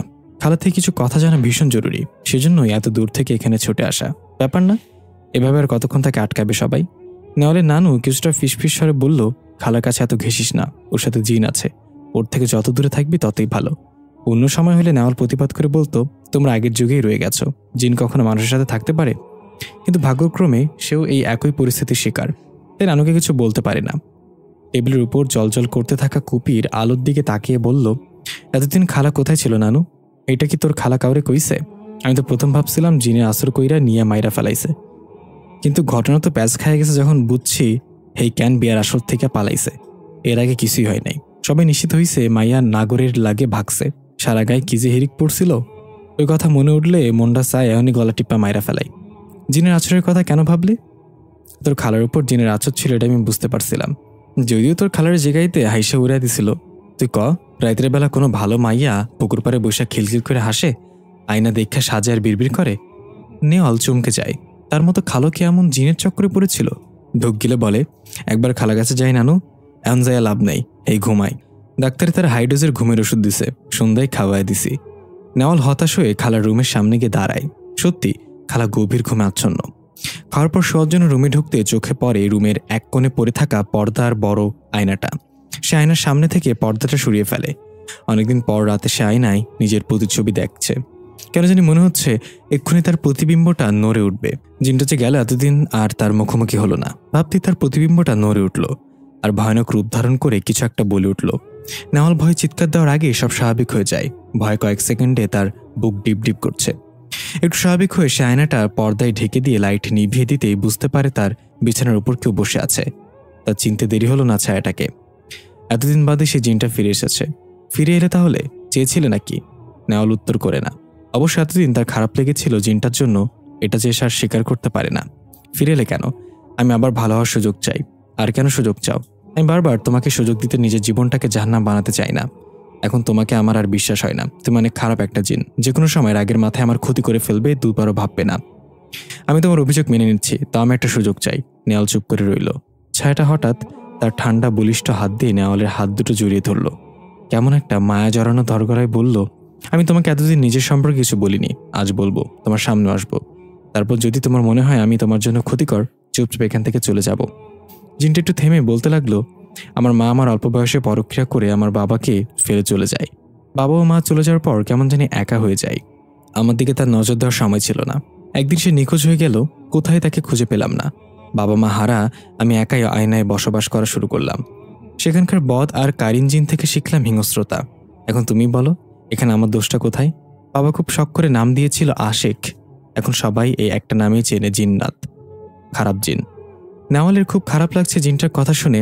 আসলেই তো, ওর কি দোষ? সবটার ভাগ্য আর পরিস্থিতির লীলা খেলা। নেওয়াল স্পষ্ট দেখতে পাচ্ছে দুটি ছলছল চোখ তার দিকে চেয়ে আছে। এই জিনটা তো জন্ম থেকে খারাপ নয়। তার সংস্পর্শে যদি ভালো হতে চায় তবে ক্ষতি কি? ঠিক আছে, আমি তোমাকে সুযোগ দিব, কিন্তু প্লিজ নিজেকে বদলে ফেলো। আজীবন আমি তোমার সঙ্গ দিতে পারবো না। আমার চারপাশের পরিস্থিতি এমন হয়ে গেছে যে আমি নিজেই নিজের কাছে অসহায়, এক অপরাধ বোধ মরে যাচ্ছি। তাই যতটা সময় তোমাকে দিতে পারবো ততটা সময় নিজেকে শুধরে নাও। কথাটা শুনে জিনটা একটু শব্দ করে হেসে উঠল। নেওয়ালের হঠাৎ জিনটাকে দেখতে ইচ্ছে হলো। তার ভাবনা এলো, জিনটাকে কি দেখতে খুব ভয়ানক? বাইরে থেকে নানুর গলা শোনা গেল, কিছু একটা নিয়ে ভীষণ হাহাকার করছেন। আর এক মুহূর্ত দেরি না করে সে দরজা খুলে বেরিয়ে গেল খালার রুমের উদ্দেশ্যে। চাচামেজিটা সেদিক থেকে আসছে। এসে দেখে খালা মেঝেতে পড়ে ফোপাচ্ছে। মনে হলো কেউ তাকে বেদম মারধর করে ফেলে রেখেছে। নানু তার পাশে বসে বিলাপ করছেন। মামি বোনরা পাশে দাঁড়িয়ে অবাক হয়ে দেখছে। কেউ ভয় ধরছে না খালাকে। তোরে কইছিলাম না সাথীর লগে জিন আছে, এখন দেখ মায়েরা মায়াটার কি অবস্থা করছে। আর সহ্য করা যাইতেছে না, তো নানা আইলে আমি ওঝা রাখুম। নেওয়াল ধরাধরি করে খালাকে বিছানায় শুয়ে দিল। শরীরে মারে এর কোনো চিহ্ন নেই। খালা শুধু থেকে থেকে ফোপাচ্ছে। ঘরেও নেই উনি। নেওয়াল তোয়ালে দিয়ে গা মুছিয়ে নিজের রুমে চলে এলো। সবকিছু মাথার উপর দিয়ে যাচ্ছে তার। এমনিতেই মানসিক অশান্তি, তার উপর এমন পরিস্থিতি, সব মিলিয়ে নাজেহাল অবস্থা তার। হুট করে বেরিয়ে গেল কেন সেসব পরে বলবো। আজ আমি তোমাকে দেখতে চাই। তুমি কি আমার সামনে আসল রূপে আসতে রাজি? আসলে তোমাকে না দেখা অব্দি শান্তি পাচ্ছি না। মনের মধ্যে একটা খুঁতখুঁতানি রয়ে যাচ্ছে। আমি তো নিজেই তোমার সামনে আসতে চাই। আমিও চাই না তোমার আমাকে নিয়ে খুঁতখুঁত থাকুক। নেওয়াল দরজাটা বন্ধ করে লাইটের সুইচ অন করলো। আলো জ্বলতেই সে বিস্ফোরিত চোখে জিনটার দিকে তাকিয়ে রইল। এতটা সক্ষাবে সে ভাবতে পারিনি। জিনটার কেউ না, আরাস। অবক্ষে কাপা গলায় বলল, আরাস আপনি? অপর পাশে থাকা জিনটা ভ্রুকুচকে বলল, কে আরাস? নেওয়াল ভালো করে জিনটার দিকে তাকালো। তার এতক্ষণ মনে হচ্ছিল এই জিনটাই আরাসে ছিল। সারাক্ষণ আরাসকে নিয়ে ভাবনার ঘোরে মধ্যে চলে গেল নাকি? আশেক 6 ফুটের মতো লম্বা, বলিষ্ঠ গঠনের শরীর, ফর্সা মতো গোলগাল ফোলা চেহারা, চোখের নিচে হালকা কালো দাগ, কিন্তু তাতেও ছেলেটার রূপ এতটুকু কমেনি।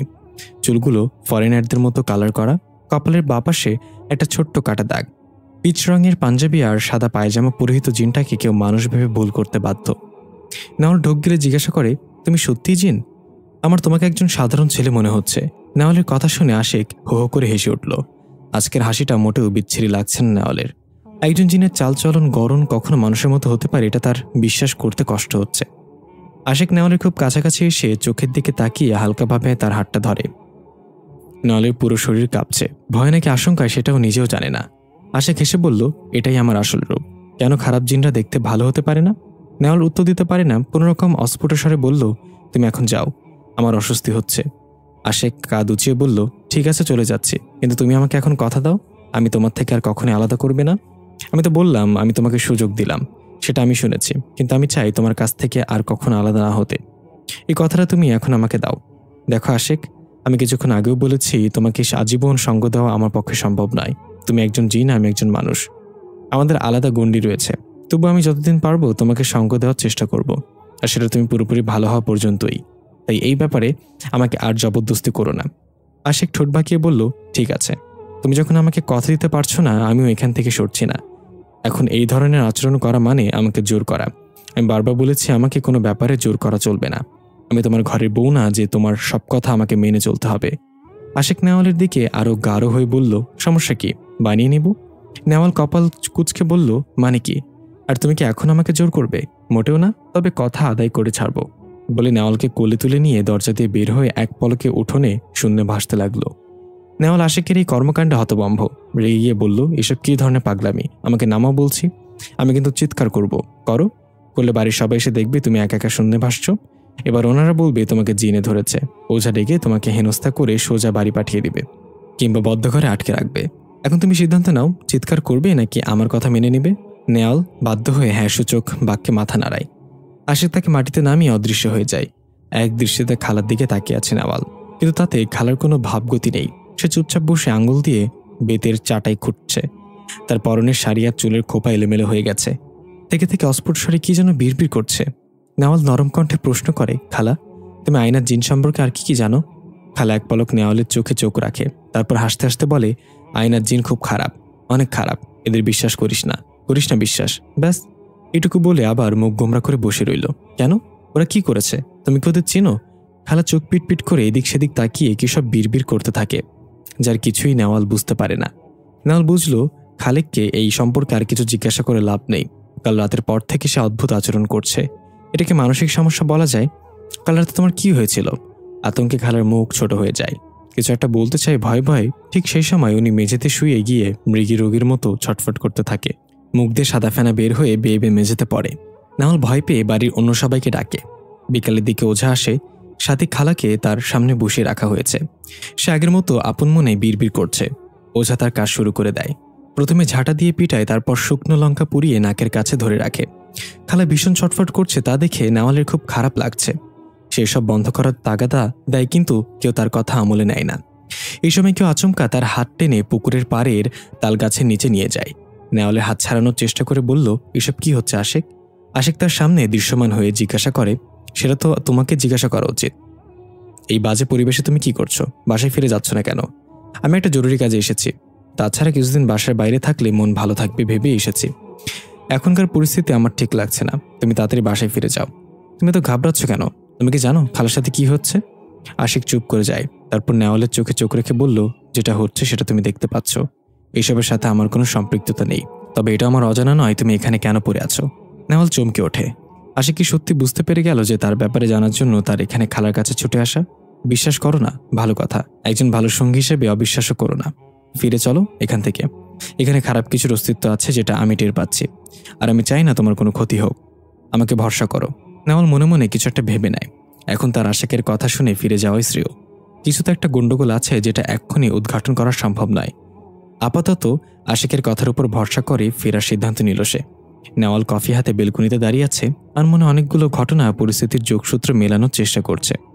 হঠাৎ চোখ পড়ে আরাসের বেলকুনির দিকে। এত কিছুর মধ্যে আরাসের কথাটা মাথা থেকে বেরিয়ে গিয়েছিল। সে দুপুরের দিকে নেওয়াল বাসায় ফিরেছে। এর মধ্যে একবারও আরাসের বেলকুনির দরজা খোলা দেখেনি। পুরো ব্যালকনিতে পায়চারি করতে করতে কয়েকবার উকি দিয়ে আরাসের উপস্থিতি বোঝার চেষ্টা করে, কিন্তু মনে হচ্ছে বেশ কয়েকদিন ধরেই ব্যালকনিতে আসেনি আরাস। কেমন এক অজানা আশঙ্কায় নেওয়ালের বুক কেঁপে উঠেছে।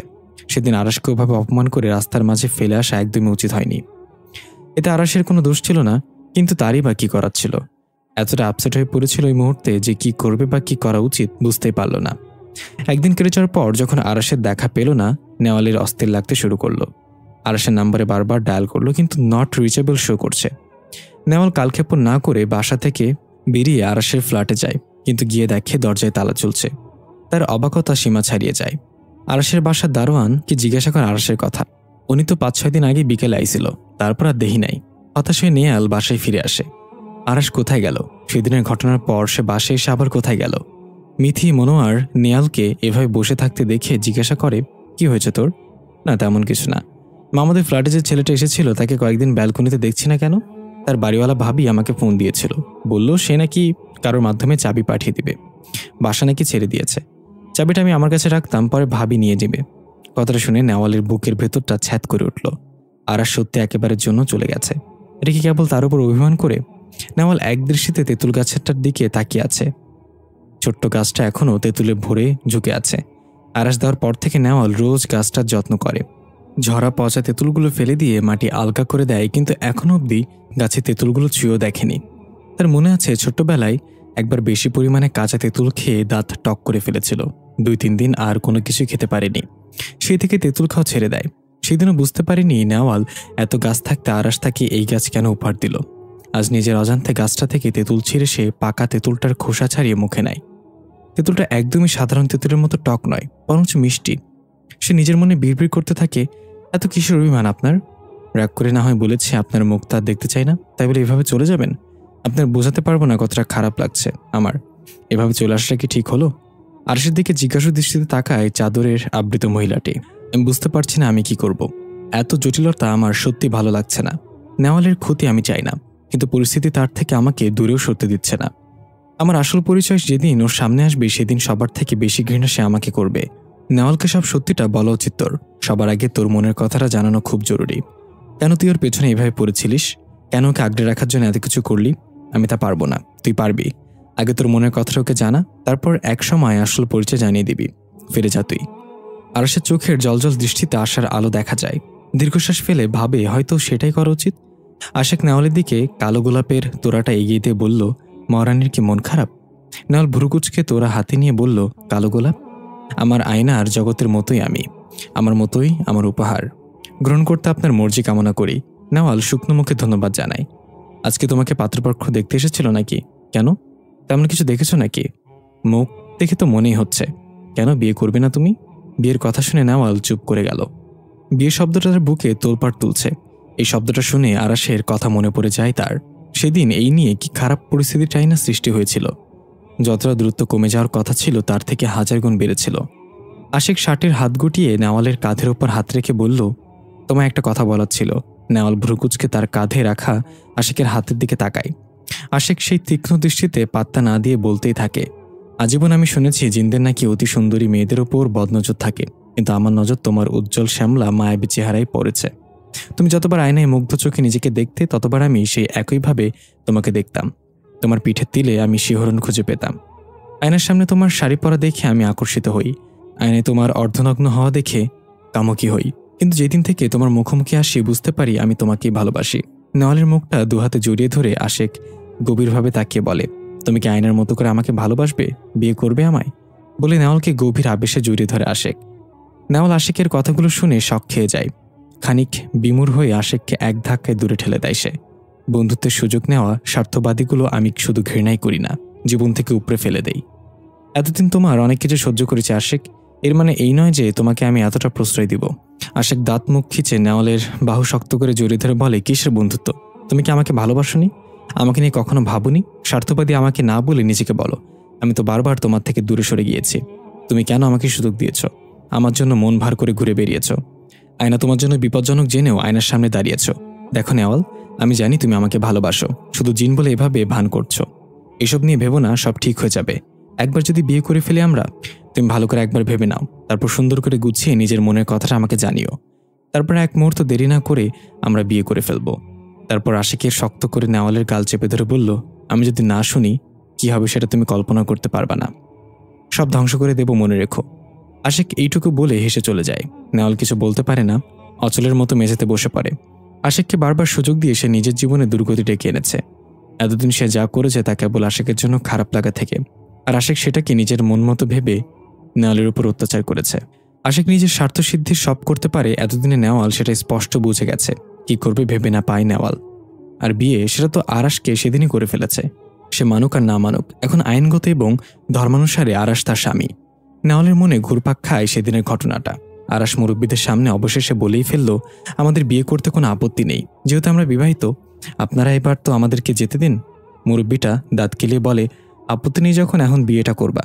যদি এখনই বিয়ে করতে রাজি না হও, ওই মেয়েটাকে রাতের পতিতা হিসেবে গণধর্ষণ করাবো। আর তোমার মাথার চুল ফালাইয়া দিয়া উলঙ্গ করে সারা গ্রাম হাঁটিয়া পিটাবো। নেহাল আতকে উঠে বলল, আরাস, আমি বাসায় ফোন দিয়ে এক্ষুনি মাকে ডেকে আনিয়ে এদেরকে পুলিশে দিব। কতটা নিচু মন মানসিকতার হতে পারে এরা? আর একটু চুপ করে থেকে বলল, এরা আমাদেরকে হেনস্থা করার জন্য এসব করছে।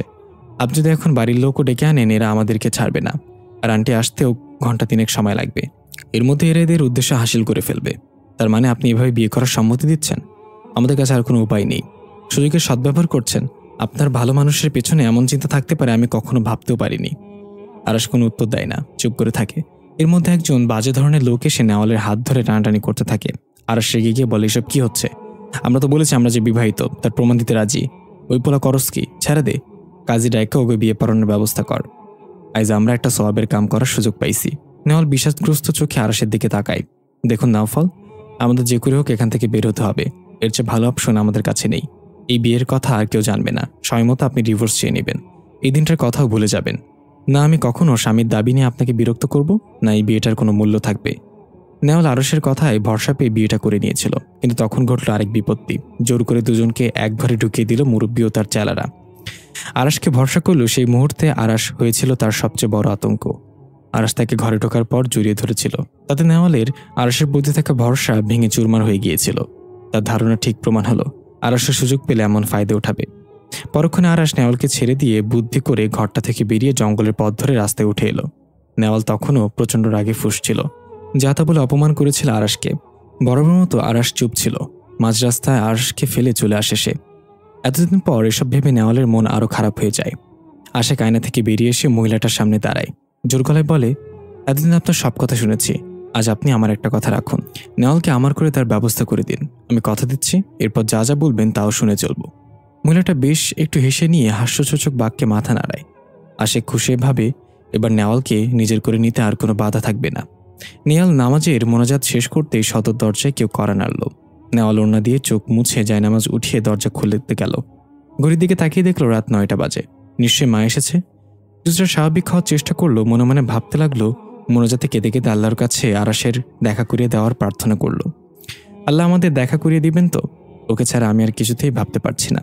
মন থেকে চাইছি সে ফিরে আসুক। আল্লাহ আমার এই দোয়া অবশ্যই কবুল করবেন। দরজা খুলে নেওয়াল থাওয়া হয়ে গেল। আরাস এসেছে। আল্লাহ সত্যি তার মনের ইচ্ছা কবুল করেছেন। আরাসকে দেখে আর স্থির থাকতে পারল না নেওয়াল। জাপটে ধরে পাগলের মতো কান্না করতে শুরু করলো। আরাস পরম আবেশে নেওয়ালের চুলের মাথায় হাত বুলিয়ে দিচ্ছে। কিছুটা সময় এভাবেই কেটে গেল। আরাস আস্তে করে বলল, এত কাঁদলে আনন্দের কান্না বিরহে পরিণত হয়ে যাবে। পাজি, কই ছিলেন আপনি? কোথায় পালিয়েছিলেন? কিসের এত অভিমান আপনার যে আমার কথাটা একবারও মনে পড়েনি?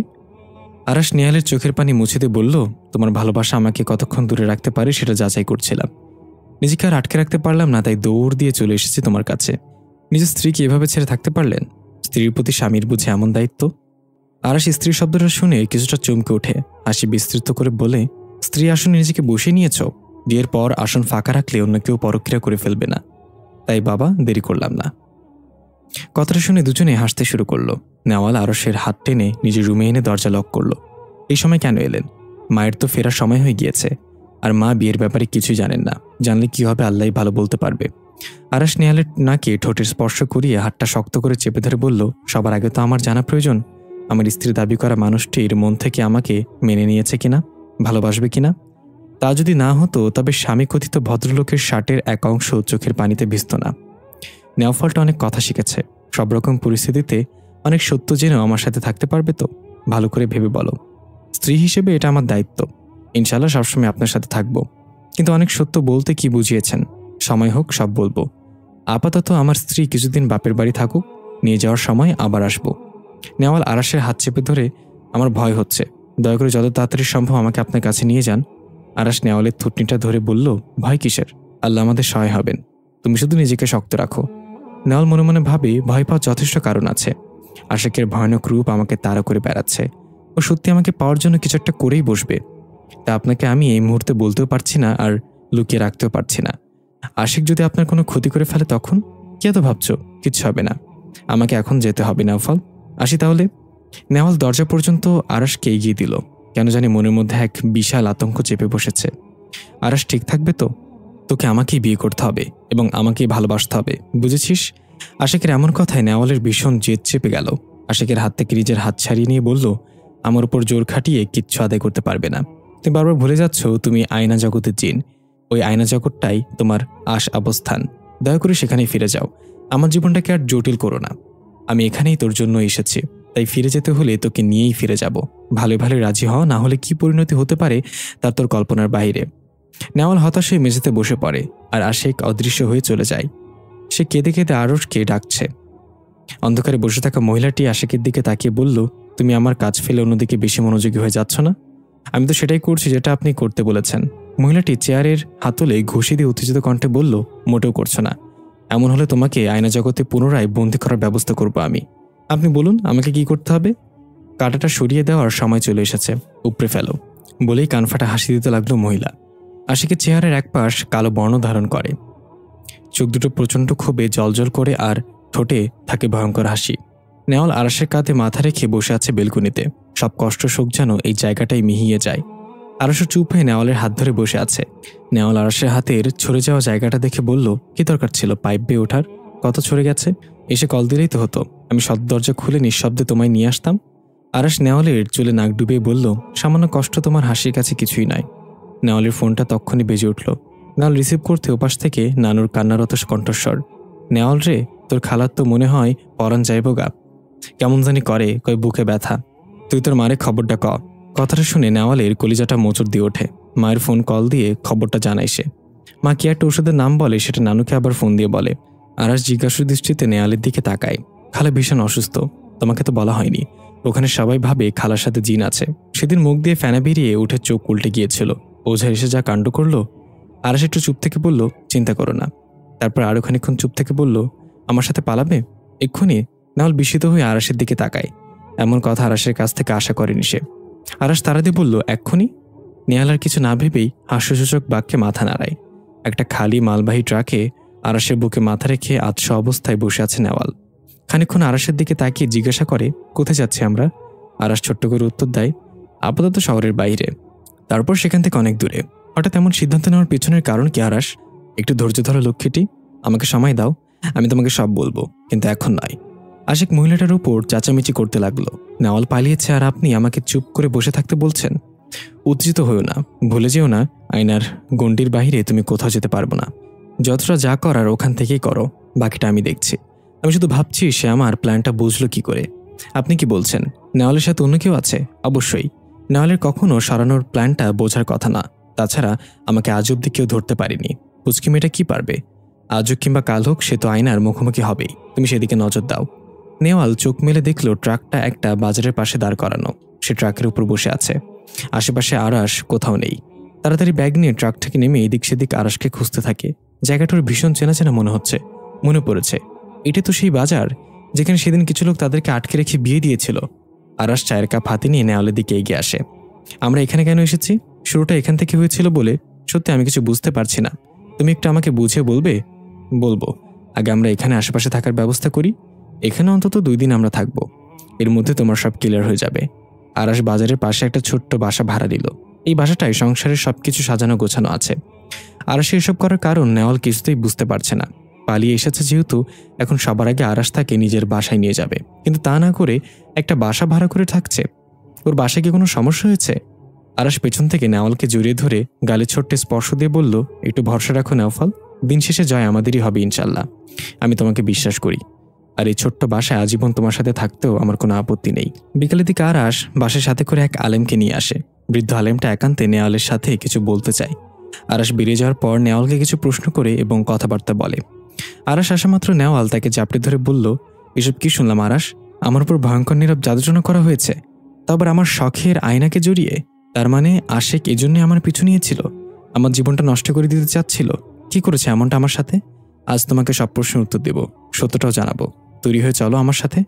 আরাস নেওয়ালকে নিয়ে সিনজিতে উঠল। এদিকে সন্ধ্যা নেমে এসেছে। গ্রামের দিকে রাস্তা বলে জনশূন্য হয়ে পড়েছে প্রায়। নেওয়াল সিএনজির বাইরের দিকে থেকে দৃষ্টি ঘুরিয়ে নিয়ে আরাসের দিকে তাকালো। তার মনে এখন অনেক প্রশ্ন ঘুরপাক খাচ্ছে। ইচ্ছে করছে এখনই আরাসের নিকট সবগুলোর উত্তর জানতে, কিন্তু আরাস যেহেতু আশ্বাস দিয়েছে, এটুকু ধৈর্য রাখতেই হবে। নেওয়ালের হঠাৎ চোখ পড়ল সিএনজি বা আশেপাশের আয়নায়, যেটা ওর দিকে তাক করা ছিল। আয়নায় চোখ পড়তে সে আতকে উঠল। আশিকের রাগান্বিত লাল চোখগুলো আয়নায় দেখা যাচ্ছে। মনে হচ্ছে এক্ষুনি সে বেরিয়ে এসে নেওয়ালকে শেষ করে দিবে। নেওয়াল ভয়ে চোখ সরিয়ে আরাসের শার্ট চেপে বুকের পাশে রাখলো। আরাস চমকে উঠে জিজ্ঞাসা করলো, কিছু হয়েছে নাওফল? আমার মনে হচ্ছে অনেক বড় বিপদ ঘটতে চলেছে। আল্লাহ ভরসা, ভয় পেও না, সবকিছু ঠিক হয়ে যাবে ইনশাল্লাহ। তুমি শুধু একটু সাহস রাখো, আমরা প্রায় পৌঁছে গেছি। গাড়ি থেকে নেমে নেওয়াল অবাক হয়ে যায়। গাড়ি তার নানু বাড়ির প্রবেশপথের মাথায় থামল। জিজ্ঞাসু দৃষ্টিতে আরাসের দিকে তাকায় নাওফল। আরাস নেওয়ালের হাতে ব্যাগটা দিয়ে বলল, এখানে তুমি তোমার সব প্রশ্নের উত্তর পাবে। তুমি বাড়িতে ঢোকো, আমি যখন কল দিব তখন জানিয়ে পেছন দিয়ে বাড়িতে ঢোকার কোনো পথ আছে কিনা জানাবে। আরাসে হাত চেপে ধরে নেওয়াল জিজ্ঞাসা করে, তুমি কোথায় থাকবে? আরাস তার গালে আলতো করে হাত রেখে বলে, আমি তোমার আশেপাশেই থাকবো, তুমি নিজের খেয়াল রেখো। আরাসকে বিদায় দিয়ে নেওয়াল নানু বাড়িতে ঢোকে। ওর নানু সহ বাকিরা ওকে দেখে অবাক হয়ে যায়। জিজ্ঞাসা করে, এই সময় সে কোথা থেকে এলো? জানালো না কেন? কোথায় ছিল এতক্ষণ? নেওয়াল শুকনো মুখে জিজ্ঞাসা করে, কাছে ভার্সিটিতে একটা কাজে এসেছিলাম। মা কি তোমাদের ফোন দিয়েছিল? হ্যাঁ, সকালে একবার ফোন দিয়েছিল, তখন তো তুই আসবি এমন কিছু বলেনি। নেওয়াল ভাবতে থাকে সে কাল রাত থেকে বাসায় নেই। এই ব্যাপার নিয়ে তার মায়ের তো উদ্বিগ্ন থাকার কথা। মা কি সে পালিয়েছে ভেবে রেগে গেল? এসব ভাবতে ভাবতে নেওয়াল ব্যাগ থেকে নিজের ফোনটা হাতে নিয়ে অন করলো। তার ইচ্ছে হলো মাকে একবার কল দিতে। দেওয়া ঠিক হবে কিনা ভাবতে ভাবতে কল দিল। মা ফোন রিসিভ করে শান্ত গলায় জিজ্ঞাসা করলো, কোথায় আছো? নানু বাড়িতে। আসলে খুব ভোরে একটা কাজে এদিকে এসেছিলাম, তোমাকে জানাতে পারিনি মা, রাগ করো না মা। তুমি তো কাল রাত থেকে বাসায় নেই নেওয়াল। নেওয়াল ঢক গিলল। তার মানে মা কালকে রাতেই টের পেয়েছে। এখন মাকে সত্যিটা বলে দেওয়া উচিত। মা, তোমাকে কখনো মিথ্যা বলিনি, আজও বলতে চাই না। ঘটনাচক্রে আরাসের সাথে আমার বিয়ে হয়ে গেছে। এতদিন বিয়েটা না মানলেও এখন আমি তাকে স্বামী হিসেবে ভালোবেসে ফেলেছি। আমি তার সাথে এখানে পালিয়ে এসেছি, আমাকে ক্ষমা করে দিও মা। অপর প্রান্তে কিছুটা নীরবতা। নেওয়ালের বুকটা ডিপ ডিপ করছে। ফোনটা কানে ধরে রাখতে পারছে না সে। বোকা মেয়ে আমার, বিয়ে করেছিস ভালো কথা, আমাকে তো একবার জানাতে পারতিস। আমি আরো বড় করে অনুষ্ঠান করে তোদের 4 হাতে 1 করে দিতাম। তুই ওখানেই থাক, আমি মেয়ে জামাইকে একসাথে নিয়ে আসছি। কথাটা শুনে নেওয়ালের খুশিতে লাফাতে ইচ্ছে হচ্ছে। মা তাকে কত ভালোবাসে, এত ভালো মা আর কেউ পেয়েছে কিনা তা জানা নেই। এই খুশির খবরটা শেয়ার করার জন্য আরাসকে ফোন দেয় নেওয়াল। তুমি কোথায় আছো? তাড়াতাড়ি বাড়িতে চলে আসো। কেন, কি হয়েছে?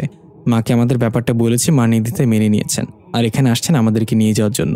ঠিক আছে, মা আসলে আমাকে জানিও। আরাসের কণ্ঠ কেন আনন্দের আভাস পেলাম না। হয়তো সে নার্ভাস হয়ে গেছে। খালা তার দিকে তাকিয়ে বলে, কখন এলি নেওয়াল? কিছুক্ষণ আগেই। তোমার শরীর ঠিক আছে খালা? খালাকে স্বাভাবিকভাবে কথা বলতে দেখে নেওয়ালের মনে প্রশান্তি কাজ করলো। আজ একসাথে দুটো কাজ হবে। খালার কাছ থেকে আয়নার জিনের ব্যাপারে আরো তথ্য পাওয়া যাবে, আর আরাসের নিকট থেকে সত্যটা। এতক্ষণে নেওয়ালের একবারও মাথায় আসেনি আরাস তার নানু বাড়ি কি করে চিনল। সে তো সেবার আরাসকে এখানে নিয়েও আসেনি, কিংবা এই সম্পর্কে কিছু বলেও নি। খালা, আয়না জিনের ব্যাপারে তুমি যা বলেছিলে তার সব সত্য? আমি বিষয়টা হেসে উড়িয়ে দিয়েছিলাম। তুমি কি সে ব্যাপারে আমাকে আরো কিছু বলতে পারবে? আমি টের পেয়েছিলাম তোর সাথে এমন কিছু হতে চলেছে, যেটা আমার সাথে হয়েছিল আজ থেকে 22 বছর আগে। তোর মতো আমাকেও ভুগতে হয়েছে অনেক, কিন্তু তুই আমার মতো বোকামি করবি না। এই কঠিন ষড়যন্ত্র থেকে নিজেকে মুক্ত করবি। কিসের কথা হচ্ছে খালা? বঞ্জিতে? মায়ের কণ্ঠ শুনে নেওয়াল চমকে উঠল। উঠে গিয়ে মাকে জড়িয়ে ধরল সে। মাকে বলবি না কি কথা বলছিলি?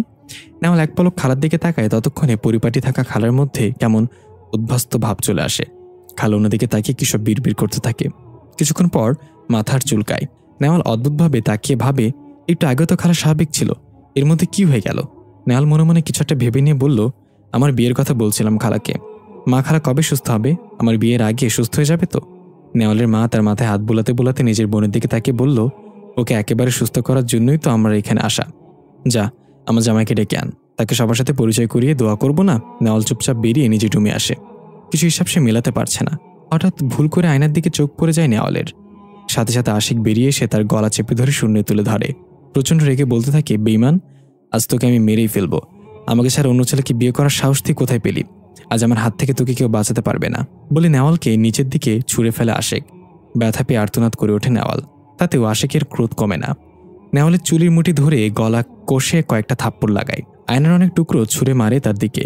নেওয়াল সরে গিয়ে নিজেকে বাঁচালেও শরীরের কয়েকটা জায়গায় কিছু ছোট ছোট টুকরো ঢুকে যায়। একটানে সবগুলো টুকরো খুলে নেয় সে। রক্তে মাখামাখি হয়ে যায় তার গা। আশিককে চিৎকার করে জিজ্ঞাসা করে, কি চাই তোর? আমাকে? আর কিসের চাস আমাকে?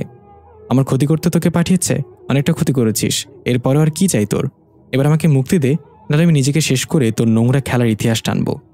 আশিক শান্ত হয়ে নেওয়ালের দিকে ছুটে এসে হাত চেপে ধরে। হ্যাঁ, আমি তোর ক্ষতি করতে এসেছিলাম, কিন্তু কখন যে তোকে ভালোবেসে ফেলেছি তুই আমার হয়ে যা। তারপরে আমি আর তুই আয়না জগতে চলে যাব, সেখানে কেউ আমাদের কিচ্ছু করতে পারবে না।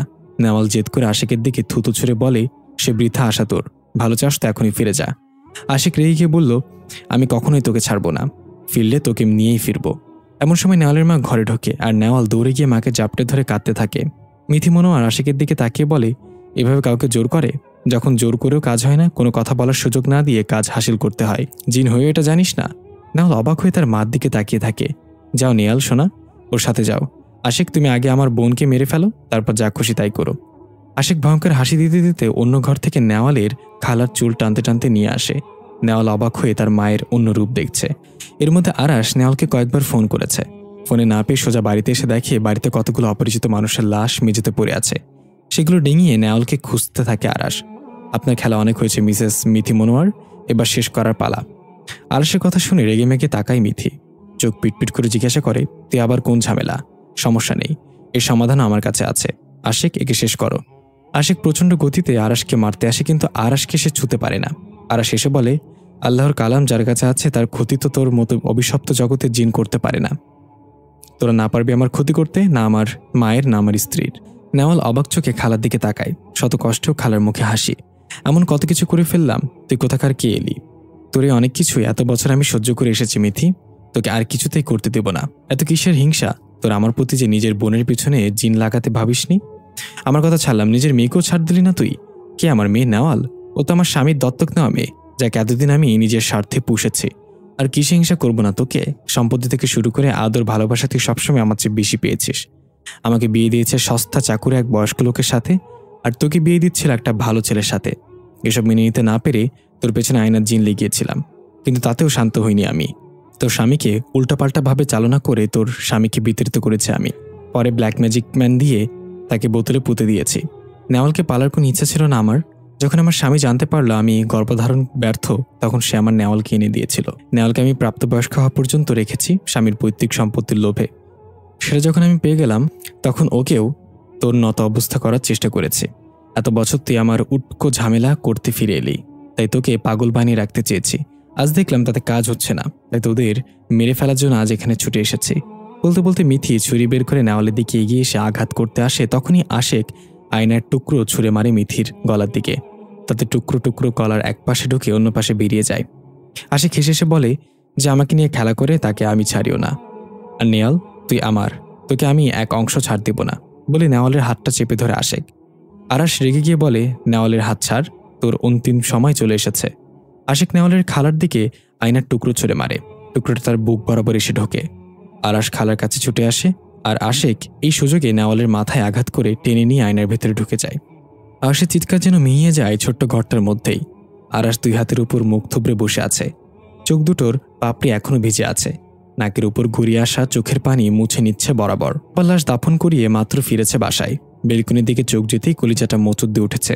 না জানি নেওয়াল এখন কি অবস্থায় আছে। শয়তান জিন্নাত তার কোনো ক্ষতি করে ফেলল না তো ভেবেই উঠে আয়নার সামনে এসে দাঁড়ালো। কয়েকবার নেওয়ালের নাম ধরে ডাকলো। আয়নার উপর সর্বশক্তিতে ঘুষি মারতে আয়নার ফাটল ধরল। আরশের খুব হতাশ লাগছে। কিভাবে নেওয়ালকে উদ্ধার করবে সে? তার মতো সাধারণ একজনের পক্ষে কখনোই অভিশপ্ত আয়না জগতে প্রবেশ করা সম্ভব না। এখন কে সাহায্য করবে তাকে? কিছু একটা ভাবতে ভাবতে আরাশ বাসা থেকে বেরিয়ে গেল। ফিরে এলো একজন মহিলা আর সে বৃদ্ধ আলেমকে নিয়ে। মহিলাটি আরাশের কাঁধে হাত রাখতেই সে আর নিজেকে সামনে রাখতে পারে না। বাচ্চাদের মতো হু হু করে কাঁদতে শুরু করে। বৃদ্ধ আলেমের সামনে হাত জোর করে বলে, আপনি কিছু একটা করুন হুজুর, বেশি দেরি হলে না জানি কোনো অঘটন ঘটে। আমার পক্ষে কখনো অভিশপ্ত আয়না জগতে প্রবেশ করা সম্ভব নয়। বৃদ্ধা এক হাতে তসবিহ গুনতে গুনতে তাকে সান্ত্বনা দিয়ে বলে, তুমি কেন? কোনো শক্তিশালী ভালো জিনের পক্ষে সম্ভব নয় সেই আয়না জগতে প্রবেশ করা। ওটা অভিশপ্ত জিনের আবাসস্থল। একটু শান্ত হও, আমি দেখছি কি করা যায়। সমস্ত শরীর ওড়নায় আবৃত মহিলাটি বলল, আল্লাহর উপর ভরসা রাখো আরাশ, তিনি পথ দেখাবেন। বৃদ্ধ আলেম তার পালিত জিনদের একজনকে ডাকলেন, তুমি এক্ষুনি আয়না জগতে আমার জন্য মানুষ্য মেয়েটির খোঁজ নিয়ে এসো। জিনটা ধোয়ার কুণ্ডুলি পাকিয়ে আয়নার ভেতর ঢুকে গেল।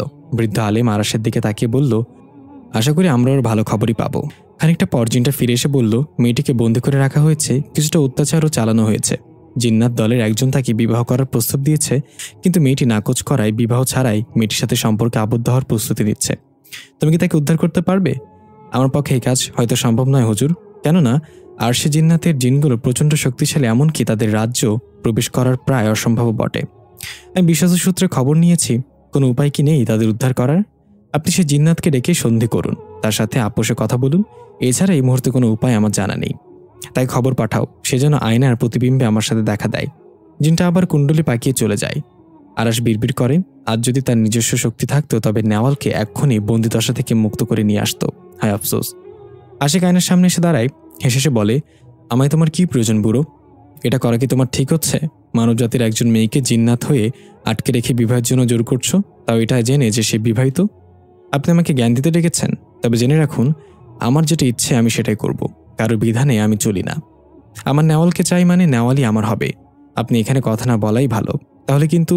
আরাশ চিৎকার করে বলে, হুজুর, আপনি সাথে আপোষের কথা আশা করেন কেন? যে নিজের মাকে মেরে ফেলতে দ্বিধাবোধ করেনি, তার কাছে করার মতো আর নিচু কাজ কি থাকতে পারে?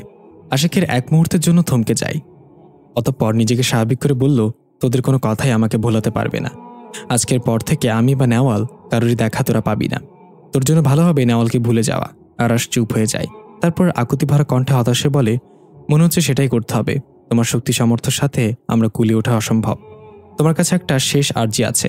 তুমি একবার আমাকে নেওয়ালের সাথে দেখা করতে দাও। ওকে একবার জড়িয়ে ধরে তালাক দিয়ে দায়মুক্ত হতে চাই। শত হলেও আমরা আল্লাহর কালাম মেনে বিয়ে করেছি। হয়তো তোমার কাছে হিসাবে গুরুত্ব না থাকতে পারে, কিন্তু আমরা তো মানি।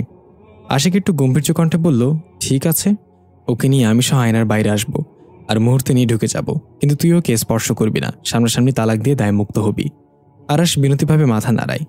আশিক মুহূর্তের জন্য উদাও হয়ে যায়। মহিলাটি বলে, এই তুই কি বলছিস বাবা? আরাশ কিছু বলার আগে আশিক নেওয়ালকে নিয়ে আয়নার বাইরে চলে আসে। আরাশ এক পলক নেওয়ালের দিকে তাকায়। নেওয়ালের চুলগুলো এলোমেলো, গায়ে চিকন চিকন কালচে দাগ। সে আরাশের কাছে ছুটে আসতে চাইছে, কিন্তু আশিক তাকে শক্ত করে ধরে রেখেছে। আশিক তাড়া দেয়, এবার তোর কাজ শেষ কর। আরাশ বাহাত দিয়ে পাশের টেবিল থেকে ভারী কাছের শোপিসটা হাতে নেয়। বিসমিল্লাহ বলে আয়নার দিকে ছুঁড়ে মারতে পুরো আয়নাটা ভেঙে টুকরো টুকরো হয়ে যায়।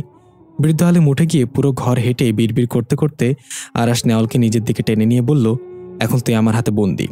তুই না তোর জগতে ফিরতে পারবি, না এই রুমের বাইরে যেতে পারবি। আশিক প্রচণ্ড রেগে গিয়ে বলল, এই ছিল তোর মনে? তোর হয়তো আমার শক্তি সম্পর্কে কোনো ধারণা নেই, বলে আরাশের বুকে আঘাত করল আশিক। আরাশ পড়ে যেতে যেতে টাল সামনে নেয়, দোয়া পরে নিজের গায়ে ফু দেয়। এবার আর আশিক তারকে স্পর্শ করতে পারে না। রাগে কয়েকবার চিৎকার করে ওঠে, শক্তির বড়াই করিস না। যে শক্তি তোকে উপরওয়ালা দিয়েছে তার অপব্যবহার করেছিস যথেষ্ট, কিন্তু আর না। এবার তোকে সবকিছু মাসুল দিতে হবে। তোর থেকে আমার শক্তি কিছু অংশে কম নয়। শুধু মানুষের দুনিয়ায় সাধারণ জিন হয়ে বেঁচে থাকার জন্য আমি আর আমার মা সব ত্যাগ করেছি। কিছু সাধারণ শক্তি ছাড়া আর কিছুই নেই আমাদের কাছে। তোর কয়টা মা? সবাইকে নিজের মা বানিয়ে রেখেছিস। ওরা দুজনেই আমার মা, দুজনেই আমার কাছের। কিন্তু আফসোস, তোর জন্য নিজের মাকে চিনতে না পেরে তুই নিজের হাতে মেরে ফেলেছিস। নেওফলের খালা তোর নিজের মা, যাকে সে মহিলা তোর আর তোর বাবার থেকে আলাদা করে দিয়েছিল। তোর বাবাকে বসে এনে তোর মাকে বিতাড়িত করলেও তোর মা আশ্রয় নিয়েছিল আমাদের কাছে। সেই থেকে সে আমার ছোট মা। সৌভাগ্য তার মৃত্যুর আগ পর্যন্ত জানতে পারিনি নিজের ছেলের হাতে খুন হয়েছেন উনি। আমি এখনও ছোট মার পিছু পিছু এসেছিলাম তার হারানো সবকিছু তাকে ফিরে দেওয়ার জন্য, কিন্তু তাকে হারিয়ে ফেললাম। তোর তো লজ্জা হওয়া উচিত। এতটা অভিশপ্ত তুই। আজীবন তোকে ওই আয়নার পেছনে একাই পড়ে থাকতে হবে। আশিক চুপ হয়ে গেছে। কি বলবে সে বুঝতে পারছে না। আরাশ ভেবে নিল সে হয়তো অনুশোচনার বোধ করছে, কিন্তু মুহূর্তে তার ধারণা ভুল প্রমাণিত হলো। আশিক আবার নেওয়ালের হাত ধরে টানাটানি শুরু করলো। আরাশ এবার নিজেকে স্থির রাখতে পারল না। সূরা জিন পড়তে পড়তে আশিকের উপর ঝাঁপিয়ে পড়ল। আশিকের শক্তি যেন সাথে সাথে নিস্তেজ হয়ে পড়ল। কিছুতেই নিজেকে আরাশের হাত থেকে ছাড়াতে পারছে না। এই প্রথম নিজেকে অসহায় লাগছে। উপায় না দেখে হাত জোর করার ভঙ্গিতে বলল, আমায় ছেড়ে দাও ভাই, আমি ভুল করেছি জানি, আমাকে মেরো না, আমাকে আমার জগতে ফিরে যেতে দাও। আরাশের মনে মায়া হলো। সে আশিককে ছেড়ে দিয়ে বলল, আর কখনো আয়না জগতে বাইরে আসার চেষ্টা করবি না, চোখে ছেড়ে দিচ্ছি। ওয়াশরুমের আয়না দিয়ে নিজের জগতে ফিরে যা। বৃদ্ধ হালিম রুমটা আবার খুলে দিল। ওয়াশরুম থেকে ক্ষীণ শব্দ ভেসে এলো, আমি আবার ফিরে আসবো, তখন কাউকে ছাড়বো না, আমি ফিরবই। মহিলাটি আরাশের দিকে তাকিয়ে বলল, ওকে ছেড়ে দেওয়া কি ঠিক হলো? ও তো শুধরালো না। আল্লাহ ভরসা। নেওয়ালের উপর করা জাদু কাটিয়ে বসায় সব আয়না বন্ধ করে দিল, আর কখনো সে ফিরে আসতে পারবে না। নেওয়াল আরাশের বুকের একপাশে মাথা রেখে শুয়ে আছে। আরাশ নেওয়ালের চুলে হাত বোলাতে বোলাতে বলল, একটা জিনকে স্বামী হিসেবে পেয়ে ভয় হচ্ছে না? না, নিজেকে ধন্য মনে হচ্ছে। আর তুমি জিন কিংবা মানুষ, সেটাতে আমার কিছু যায় আসে না। আজীবন তোমার মতো একজনের সাথে জীবন কাটাবো, এটাই আমার বড় পাওয়া। তবে একটা জিনিস ভেবে ভাল লাগছে, তুমি আর মা সব শক্তি ত্যাগ করে নিজেদের দুনিয়া ছেড়ে এখানে পড়ে আছো শুধু নিজেদেরকে সৎ রাখতে। কেউ একজন যখন নিজের যোগ্যতার অতিরিক্ত কিছু পেয়ে যায়, সেটা নিয়ে অহংকার দাম্ভিকতা বোধ করে। মা বরাবর জিনরাজ্যের এসবে বিরক্ত, তাই বাবা মারা যাওয়ার পর সব ত্যাগ করে সাধারণ শক্তি নিয়ে মানুষের সাথেই ভালো আছে।